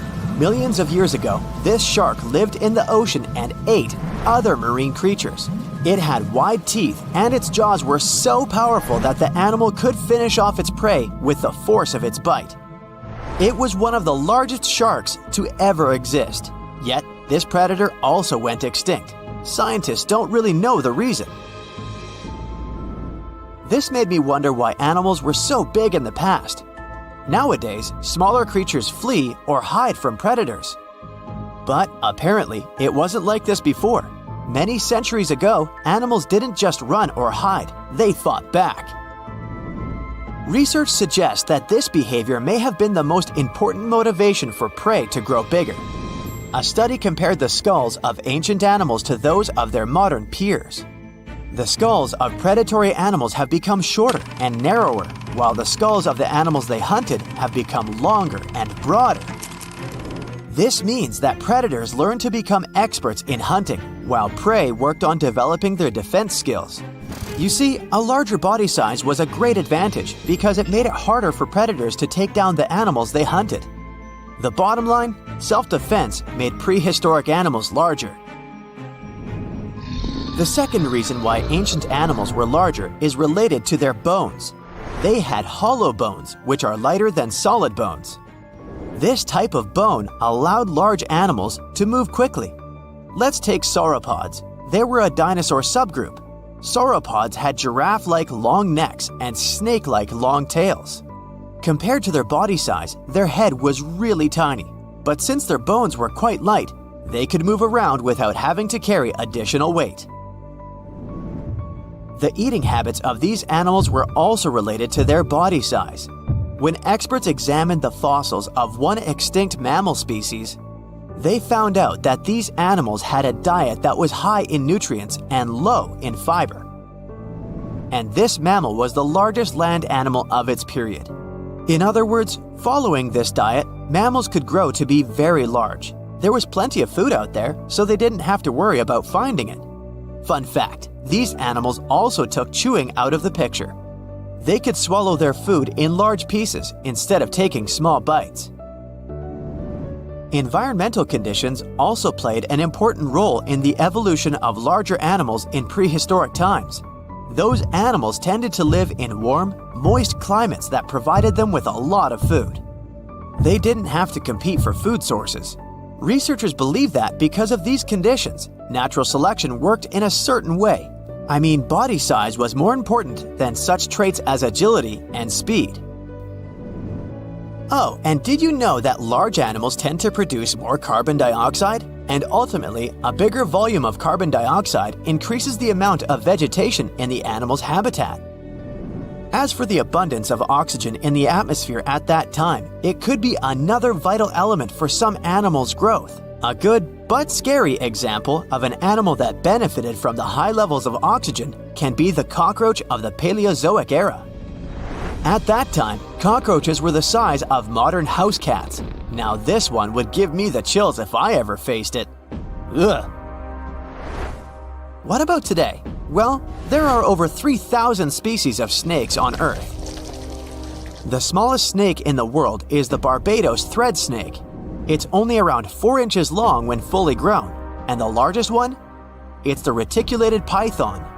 This snake reaches around 20 feet in length. The longest python was discovered in 1912. It measured 32 feet long. As for the largest and heaviest reticulated python, it was named Medusa. Medusa was approximately 25 feet long and weighed 350 pounds. These reptiles lived in Southeast Asia in rainforests, woodlands, and grasslands. Don't be confused though, the reticulated python isn't the heaviest snake in the world. This title belongs to the green anaconda. It weighs approximately 500 pounds. Green anacondas are found in South America and Trinidad in damp, humid areas. I have a bonus for you. Here is a flying snake. You can find these snakes in Southeast Asia. They don't fly like birds, of course, but they do use the power of flight. They can go as high as 300 feet. They leap from tree branches into the air. Once they take off, it's all about aerodynamics. Their main technique is flaring their ribs and pulling in their abdomens. While airborne, they undulate from one side to another and slightly up and down. This motion helps snakes to turn and glide. Why bother with all this if they can just crawl in an old-school way? Scientists aren't sure, but they believe it might be related to escaping from predators. This way, they move from one tree to another without having to get down to the ground. Every now and then, people discover fossils of animals that lived millions of years ago. These ancient discoveries continue to capture our imagination. Which of these animals would you like to see alive? There are plenty of fish in the sea. Some of them look totally like Nemo or Dory. Then there's the butterfly fish and fancy guppy, which is indeed really fancy. And then there's... What on earth is that? I would definitely not pay for a diving experience to see this guy. The anglerfish has the unofficial title of the ugliest animal in the world, but I wouldn't dare to break that news to it. There are more than 200 species of anglerfish currently swimming somewhere in the gloomy depths of the Atlantic and Antarctic Oceans, up to a mile below the surface. Some of them prefer different living conditions, the shallow tropical environments. Different kinds of anglerfish vary in shape and size, from the famous black sea devil to frogfish, monkfish, football fish, goosefish, batfish, and sea toad. The larger ones can be half as long as a full-sized bed, but most are less than a foot long. Since the choice of meals where these guys live isn't that huge, they had to come up with a unique hunting strategy. They don't waste their priceless life energy on following prospective prey. Instead, they use a piece of dorsal spine that sticks above their mouths like a fishing pole, hence the name of the fish. There's a sac of bioluminescent bacteria that glows brightly in the dark at the end of that rod. The light lures prey, and all the anglerfish has to do is wait, and then enjoy its lunch delivered right to its mouth. Their bodies are pliable and huge, so they can easily swallow prey twice their size. Deep-sea anglerfish eat whatever they can find.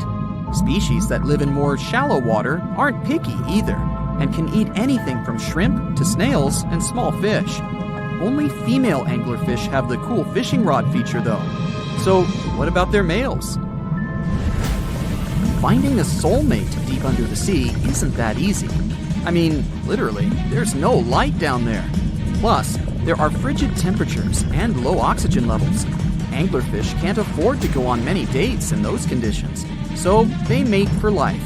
And before you go aw about it, I have to tell you, they do it in quite a special way. Male anglerfish are much smaller than their ladies. The contrast is so striking that when researchers first got interested in their love life, they thought those males were actually the offspring, or larvae, hanging out next to their moms. Certain anglerfish male species have receptors that alert them that there's a female nearby. After they mate, the male bites into his woman and stays attached to her head, belly, near her tail, and other areas he can access. While they morph together forever, the female fish gets the male's cells, DNA, and reproductive organs, but loses her immune response cells. The male gets free permanent housing and nutrition. Given the current real estate prices, it sounds like a dream. But that accommodation is shared by up to 8 males, and they can't move out if they ever feel like it. You're unlikely to meet this deep-sea fish in real life, but if you meet an anglerfish in your favorite video game, remember that you can easily outswim it and make it kinder to you with tranquilizing arrows. Once you befriend it, the anglerfish can be your scout and help you discover new areas with its bioluminescent pods.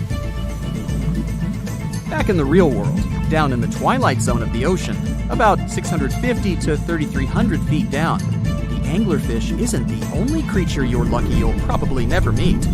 Many of the locals look like they come straight out of science fiction or horror movies, but that's because they had to adapt to this dark, deep world.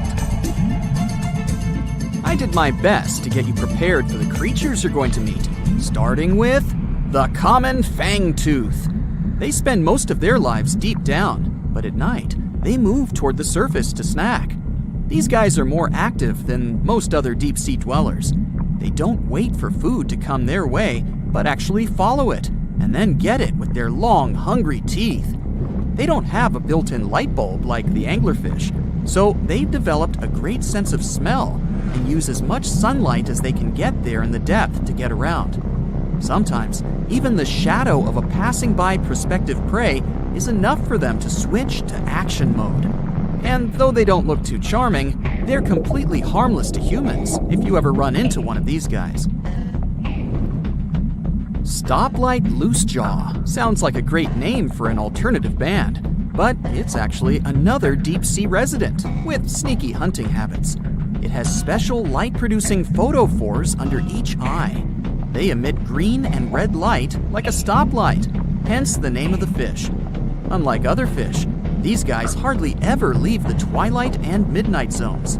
Their lower jaw is a quarter of the total body length, and the stoplight keeps it open all the time, hoping to get some lunch. It looks like a ferocious predator, but mostly prefers zooplankton, with an occasional dessert of shrimp, krill, and fish. I'm sure you didn't expect to meet a hybrid of an eel and a bird, but here it is! The slender snipe eel has a beak, much like that of a bird, with curving tips. The beak is equipped with tiny hooked teeth that the eels use to catch the antennae of delicious shrimp. And it sure is slender, stretching up to 5 feet and weighing only a few ounces. Scientists don't know all of this guy's secrets, since it's pretty tricky to study in their natural habitat. But it looks like they only produce offspring once in a lifetime, and then pass away. Glass squids like to take it easy in life, and literally go with the flow. They're filled with a solution which is lighter than water, so they don't have to make any effort to move around the deep sea, looking for food and partners. These creatures are transparent, so they blend into any landscape and don't even cast a shadow while moving. Talk about a great survival tactic. If danger finds it anyway, it can transform into a lumpy ball, pushing its head and tentacles into its mantle cavity. It can also release ink into the mantle and go from transparent to black. The same ink can protect it against hungry whales and seabirds. Another tactic they use to scare off predators is to activate their light-emitting organs around their eyes. I'm getting hungry. Maybe I can snack on this sea cucumber. Ouch, it's moving! So I guess it doesn't belong in a salad after all. These soft-bodied fellows live in all parts of the ocean, from shallow waters to the deep underwater world. Most of them slowly move around with their tiny feet, but some crawl around by flexing their bodies. Sea cucumbers can shed their internal organs when there's a predator approaching. Those sticky organs distract the intruder, and the happy cucumber moves on and just grows the organs back. What's that glistening in the distance? Looks like someone dropped gems in the water. That's a sea sapphire. also known as the most beautiful animal never seen. Some males of this type of copepod can change color from deep blue to purple, red, or gold. 1 second later, it's gone. And it's back, shimmering bright.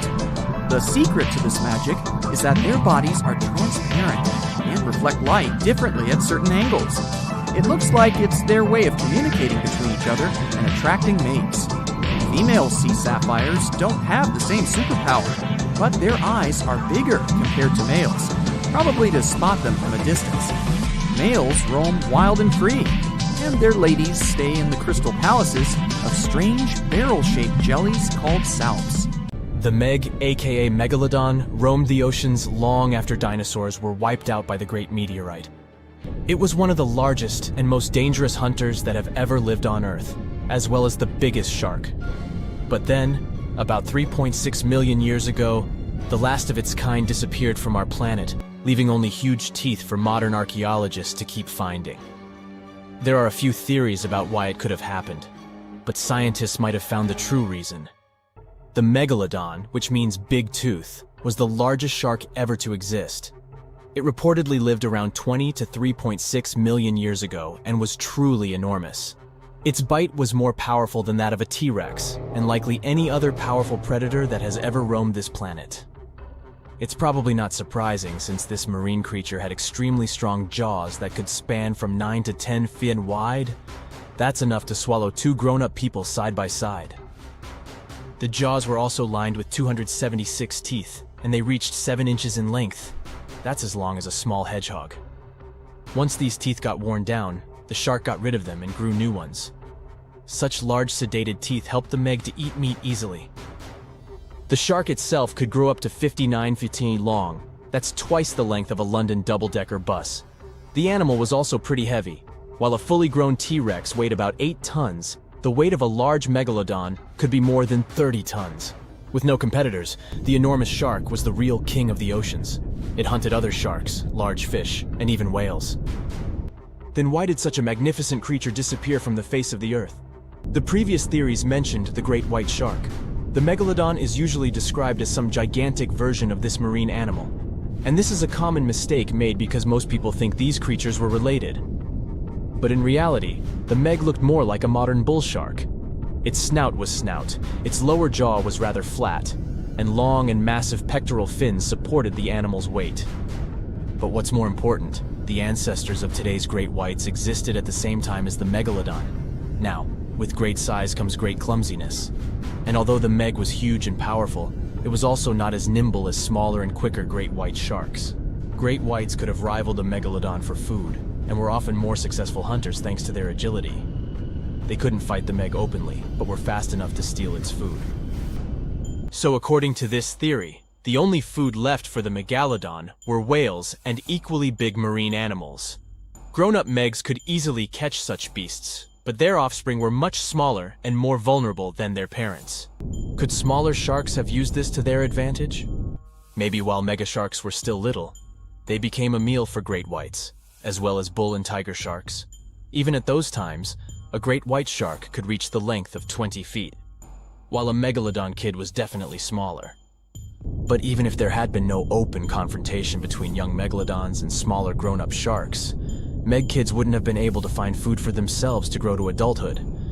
The reason is the same. The population of other sharks was growing, and they were rivaling each other and the Meg for convenient food. The more great whites and other sharks appeared in the oceans, the less food remained for young monster sharks. Eventually, they probably starved. But it's just one of the theories that try to explain why the Meg went extinct, and here's another one. A new study has shown that the Meg was most likely a warm-blooded predator able to regulate its body temperature, and that might have been the reason why this species disappeared with time. Scientists analyzed isotopes of the tooth enamel of the Megalodon and concluded that the animal could easily maintain a body temperature that was around 13 degrees F warmer than the temperature of the surrounding water.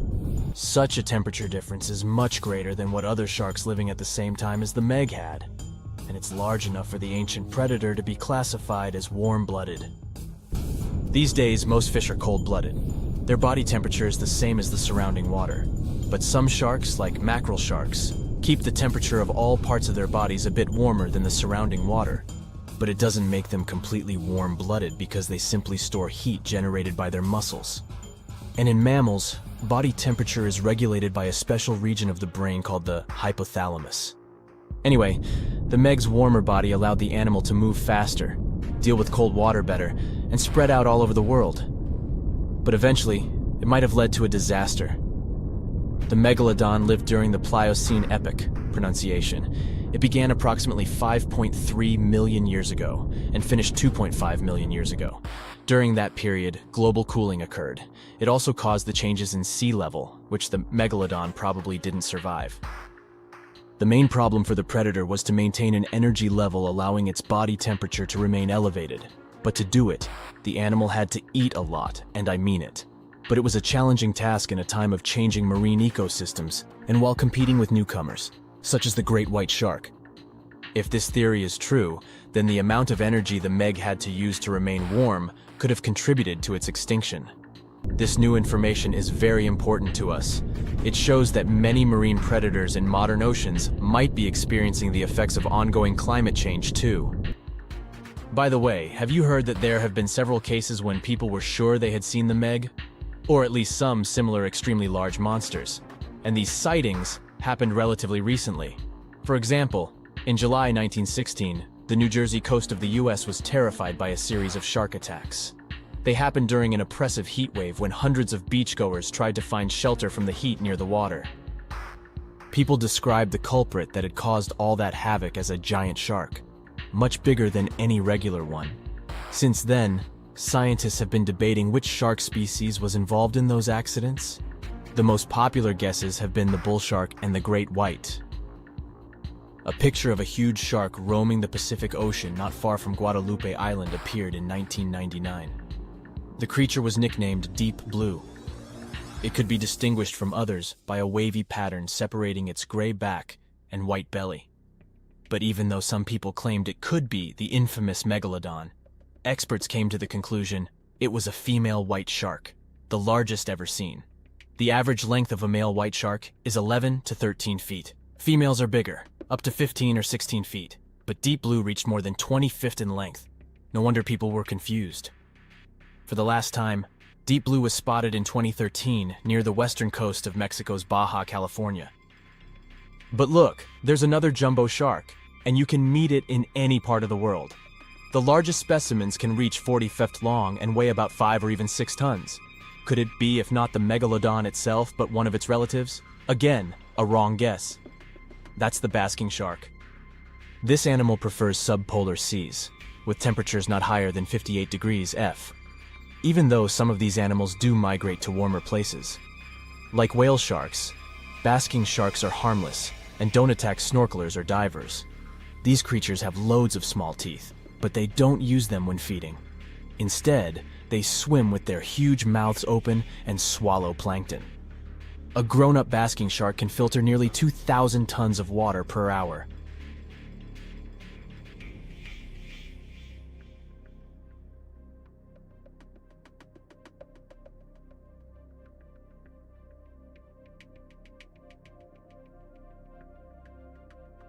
So, a mysterious discovery was made deep in the Red Sea, the so-called death pools. Woo, that's scary. In 2020, researchers embarked on a dive into the Red Sea. The mission spot was in the Gulf of Aqaba, between Saudi Arabia and Egypt. Near the end of their expedition, as they ventured deeper into the darkening waters, they noticed some strange seaweed floating above the seafloor. They decided to use a remotely operated vehicle and investigate it. Suddenly, they discovered these strange, motionless lakes of water within the sea. These are called brine pools. They're basically pockets of salty water deep on the ocean floor. And when I say salty, I mean it. Sometimes they're up to 8 times saltier than the ocean water itself. Mysteriously, they don't mix well with the surroundings.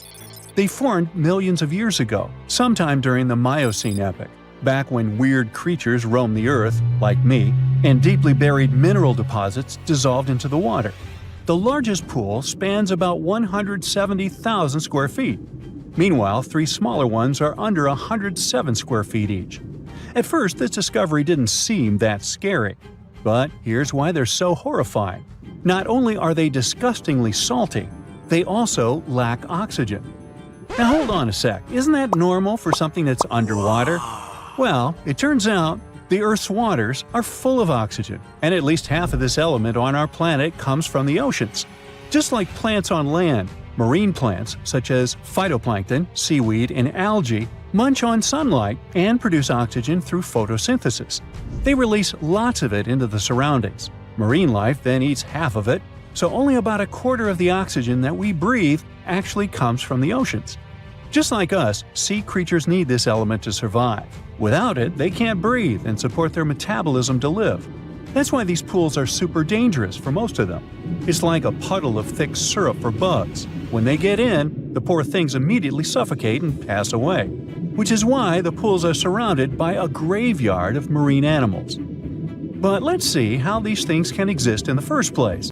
Have you ever tried making ice cubes from salty water? Spoiler, it's pretty hard. When you add salt, the water gets harder than usual to freeze, a phenomenon that has a funny name, freezing point depression. Oh, that's because salt interferes with the hydrogen bonds between water molecules. As it finally freezes, stuff like particles, dirt, or dissolved salts get pushed out to the sides. As a result, the salt's kind of squeezed out of the ice crystals and gets trapped near the edges in small bubbles or pockets. Something similar happens in the ocean when seawater starts freezing under super cold polar caps. The salt doesn't freeze with the water. Instead, it gets pushed out, forming a super salty cold liquid, the brine. And then it sinks down to the ocean floor. On a large scale, all this process also helps currents to form. Despite being so dangerous, the pools are still full of microbial life, because microbes couldn't care less, they'll survive anywhere. There are literally thick mats of them in the brines. There are also some salt-loving creatures, like shrimps and eels, hovering around the pool's edges. They're being super creepy, waiting to catch unsuspecting prey that ventures too close to the toxic death pool. Ew. Well, it sounds icky, I know. But this discovery gives us some fascinating insights into how life might have originated on Earth. We already know from the evolution theory that we came from the ocean, but now scientists think that life might have begun in the deep sea in some super dark, oxygen-free places. These brine pools are like time capsules. They're one of the closest things we found to the early Earth. They can tell us the planet's history of earthquakes, floods, tsunamis, and more. For example, they have some traces of rainfall that happened over 1,000 years ago. And they can also help us search for life on other water-rich planets. For example, Mars most likely used to have huge oceans on it. Now, NASA scientists want to send a special instrument called HABIT for a special red planet mission to study things similar to our brine pools. This will tell us more about how life appears and survives in the universe. There is lots of unexplored fascinating stuff like this in the Red Sea. That's why scientists conducted the so-called Decade Expedition and spent around 5 months exploring the place. This expedition was launched by the National Center for Wildlife. They made so many remarkable discoveries that now we've got 77 new research papers. For example, they found over 10 blue holes, incredible underwater sinkholes that host unique ecosystems. They also learned that dolphins can use those blue holes to protect their young from predators. Scientists also found traces of great white sharks, a creepy community of deep-sea lanternfish living in low oxygen conditions, and even a new coral species. It's the most resilient deep-sea corals that also vibe just fine without oxygen, like microbes we mentioned. Speaking of which, research also showed us some new ancient thermal vents and large blobs of microbial formations near Farasand Island. Now, can you believe that with all that, we only explored 5% of the ocean? It's divided into several layers based on depth. Each layer becomes darker and more isolated from sunlight as we go deeper. The places that no sunlight can reach are terrifying. Now, the fun, cute layer with dolphins and turtles is called the epipelagic or sunlight zone. It's so tiny, but even this layer is about 650 feet deep. Then we have the mesopelagic or twilight zone. It's the layer of mysterious octopus, shark, and other loners which extend to about 3,000 feet down. And then, the horrors begin after this one. We encounter the bathypelagic, or midnight zone. It extends to 13,000 feet below the surface, about a half of Everest above you. Here we have the famous poor blobfish, squids, and anglerfish. Below it is the abyssal zone. It extends to about 20,000 feet deep. Since there's not much sunlight or oxygen, as we mentioned, most creatures here are quite small, like tube worms and shrimp. The darkness continues until we arrive at the scariest place of the planet, the place full of trenches formed by tectonic plate movements, the Hadal Zone. It's named after Hades, the deity of the underworld in Greek mythology. Just like Hades' realm is dark, remote, and guarded, the Hadal Zone is the deepest and most depressing part of the ocean. It starts at depths of around 20,000 feet and can go down to 36,000 feet and more. The famous Mariana Trench also belongs to this zone. Only 3 people in history have ever explored these depths in person, making it one of the least explored and most mysterious places on our planet. However, despite crazy high pressure, near freezing temperatures, and complete darkness, there are still things who manage to survive here. Guys like amphipods, which are critters who feed on dead material sinking from above, and the Hadal snailfish, which lives as deep as 27,000 feet. So scientists used to assume that if there's no sunlight, there wouldn't be that much oxygen around.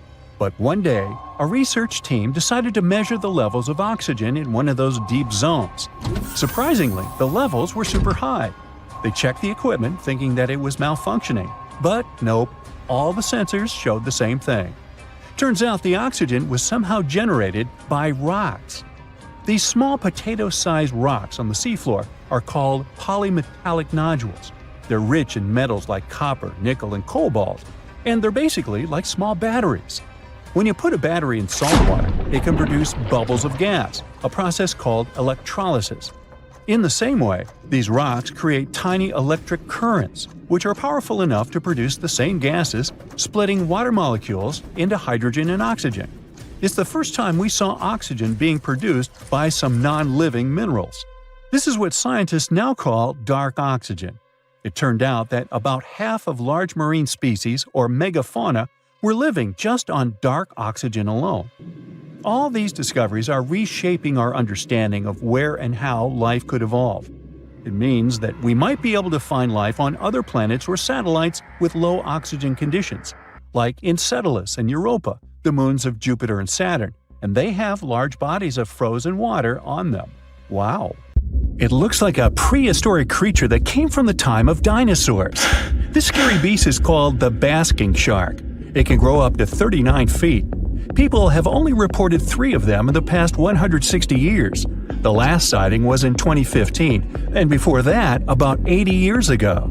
These sharks sometimes rise to the surface to filter out small animals, such as shrimps and other small crustaceans, when they want to have a nice, tasty seafood dinner. But when there isn't enough grub at the surface, they go down to the depths of almost 3,300 feet, where they tend to stay for months, which is something researchers discovered using satellite tags. Tag, you're it! Now, basking sharks like to spend their time in more temperate waters, but they can migrate long distances. They live across the globe, but in warm tropical or subtropical areas, they won't go near the surface because they're not fans of high temperatures. The lion's mane jellyfish is not that rare, but it's fascinating how large it is. It's the biggest among jellyfish species and the longest animal. Its total length can reach 120 feet. That's approximately 23 feet more than the longest blue whale scientists know about.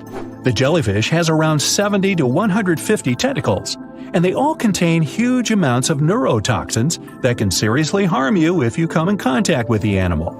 But people don't usually come across this type of jellyfish because it rarely lives near the coast, preferring the open ocean. Generally, you can find the lion's mane jellyfish no deeper than 65 feet below the surface, where it dines on small fishes, zooplankton, and some other types of jellyfish. It uses its tentacles to catch its value meal. Hey, you want fries with that? The giant phantom jelly comes out of the darkness and depths of the ocean's midnight zone. Its sun hat-shaped bell reaches over 3 feet across. This bell trails 4 ribbon-like mouth arms that can be up to 33 feet long.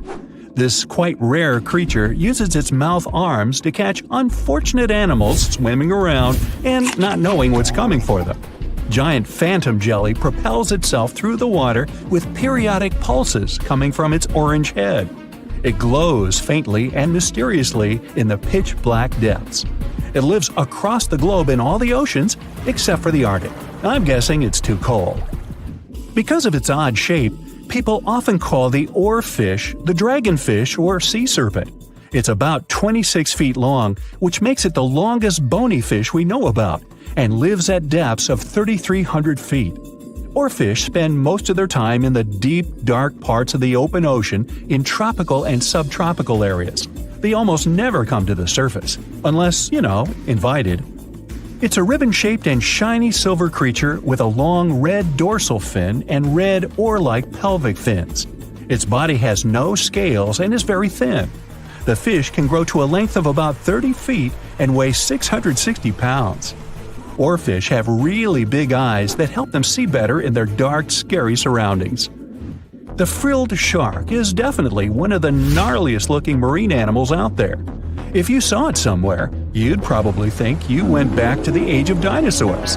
Yup, the frilled shark is a prehistoric creature because its roots go back 80 million years. This living fossil can grow to be 7 feet long.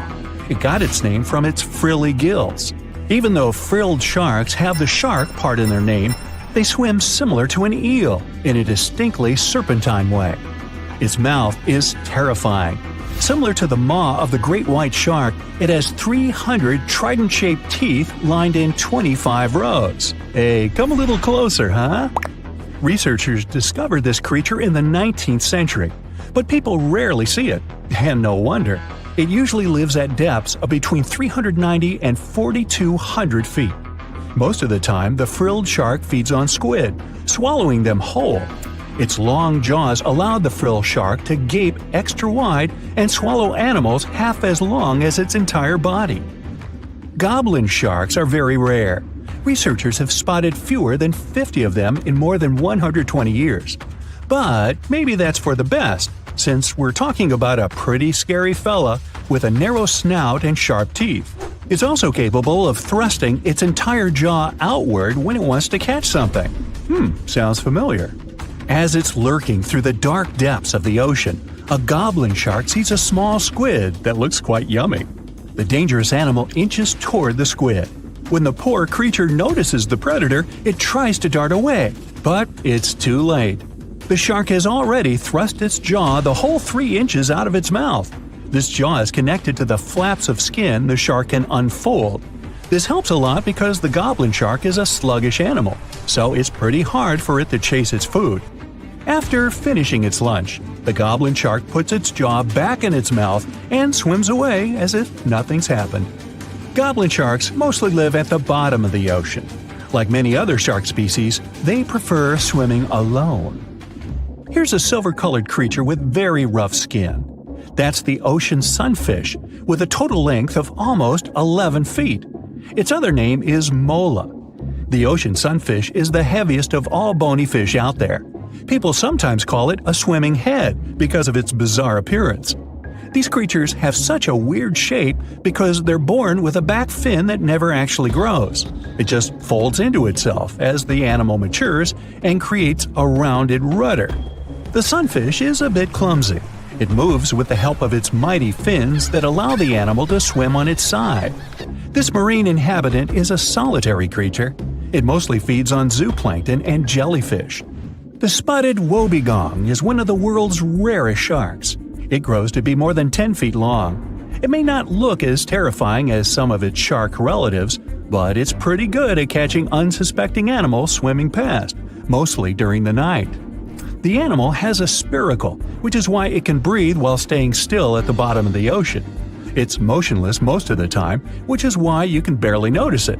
Its flat body and large pelvic and pectoral fins blend in with the underwater terrain. That's why they're so good at hiding. This ability helps when these sharks want to protect themselves too. Wobbegong means carpet shark.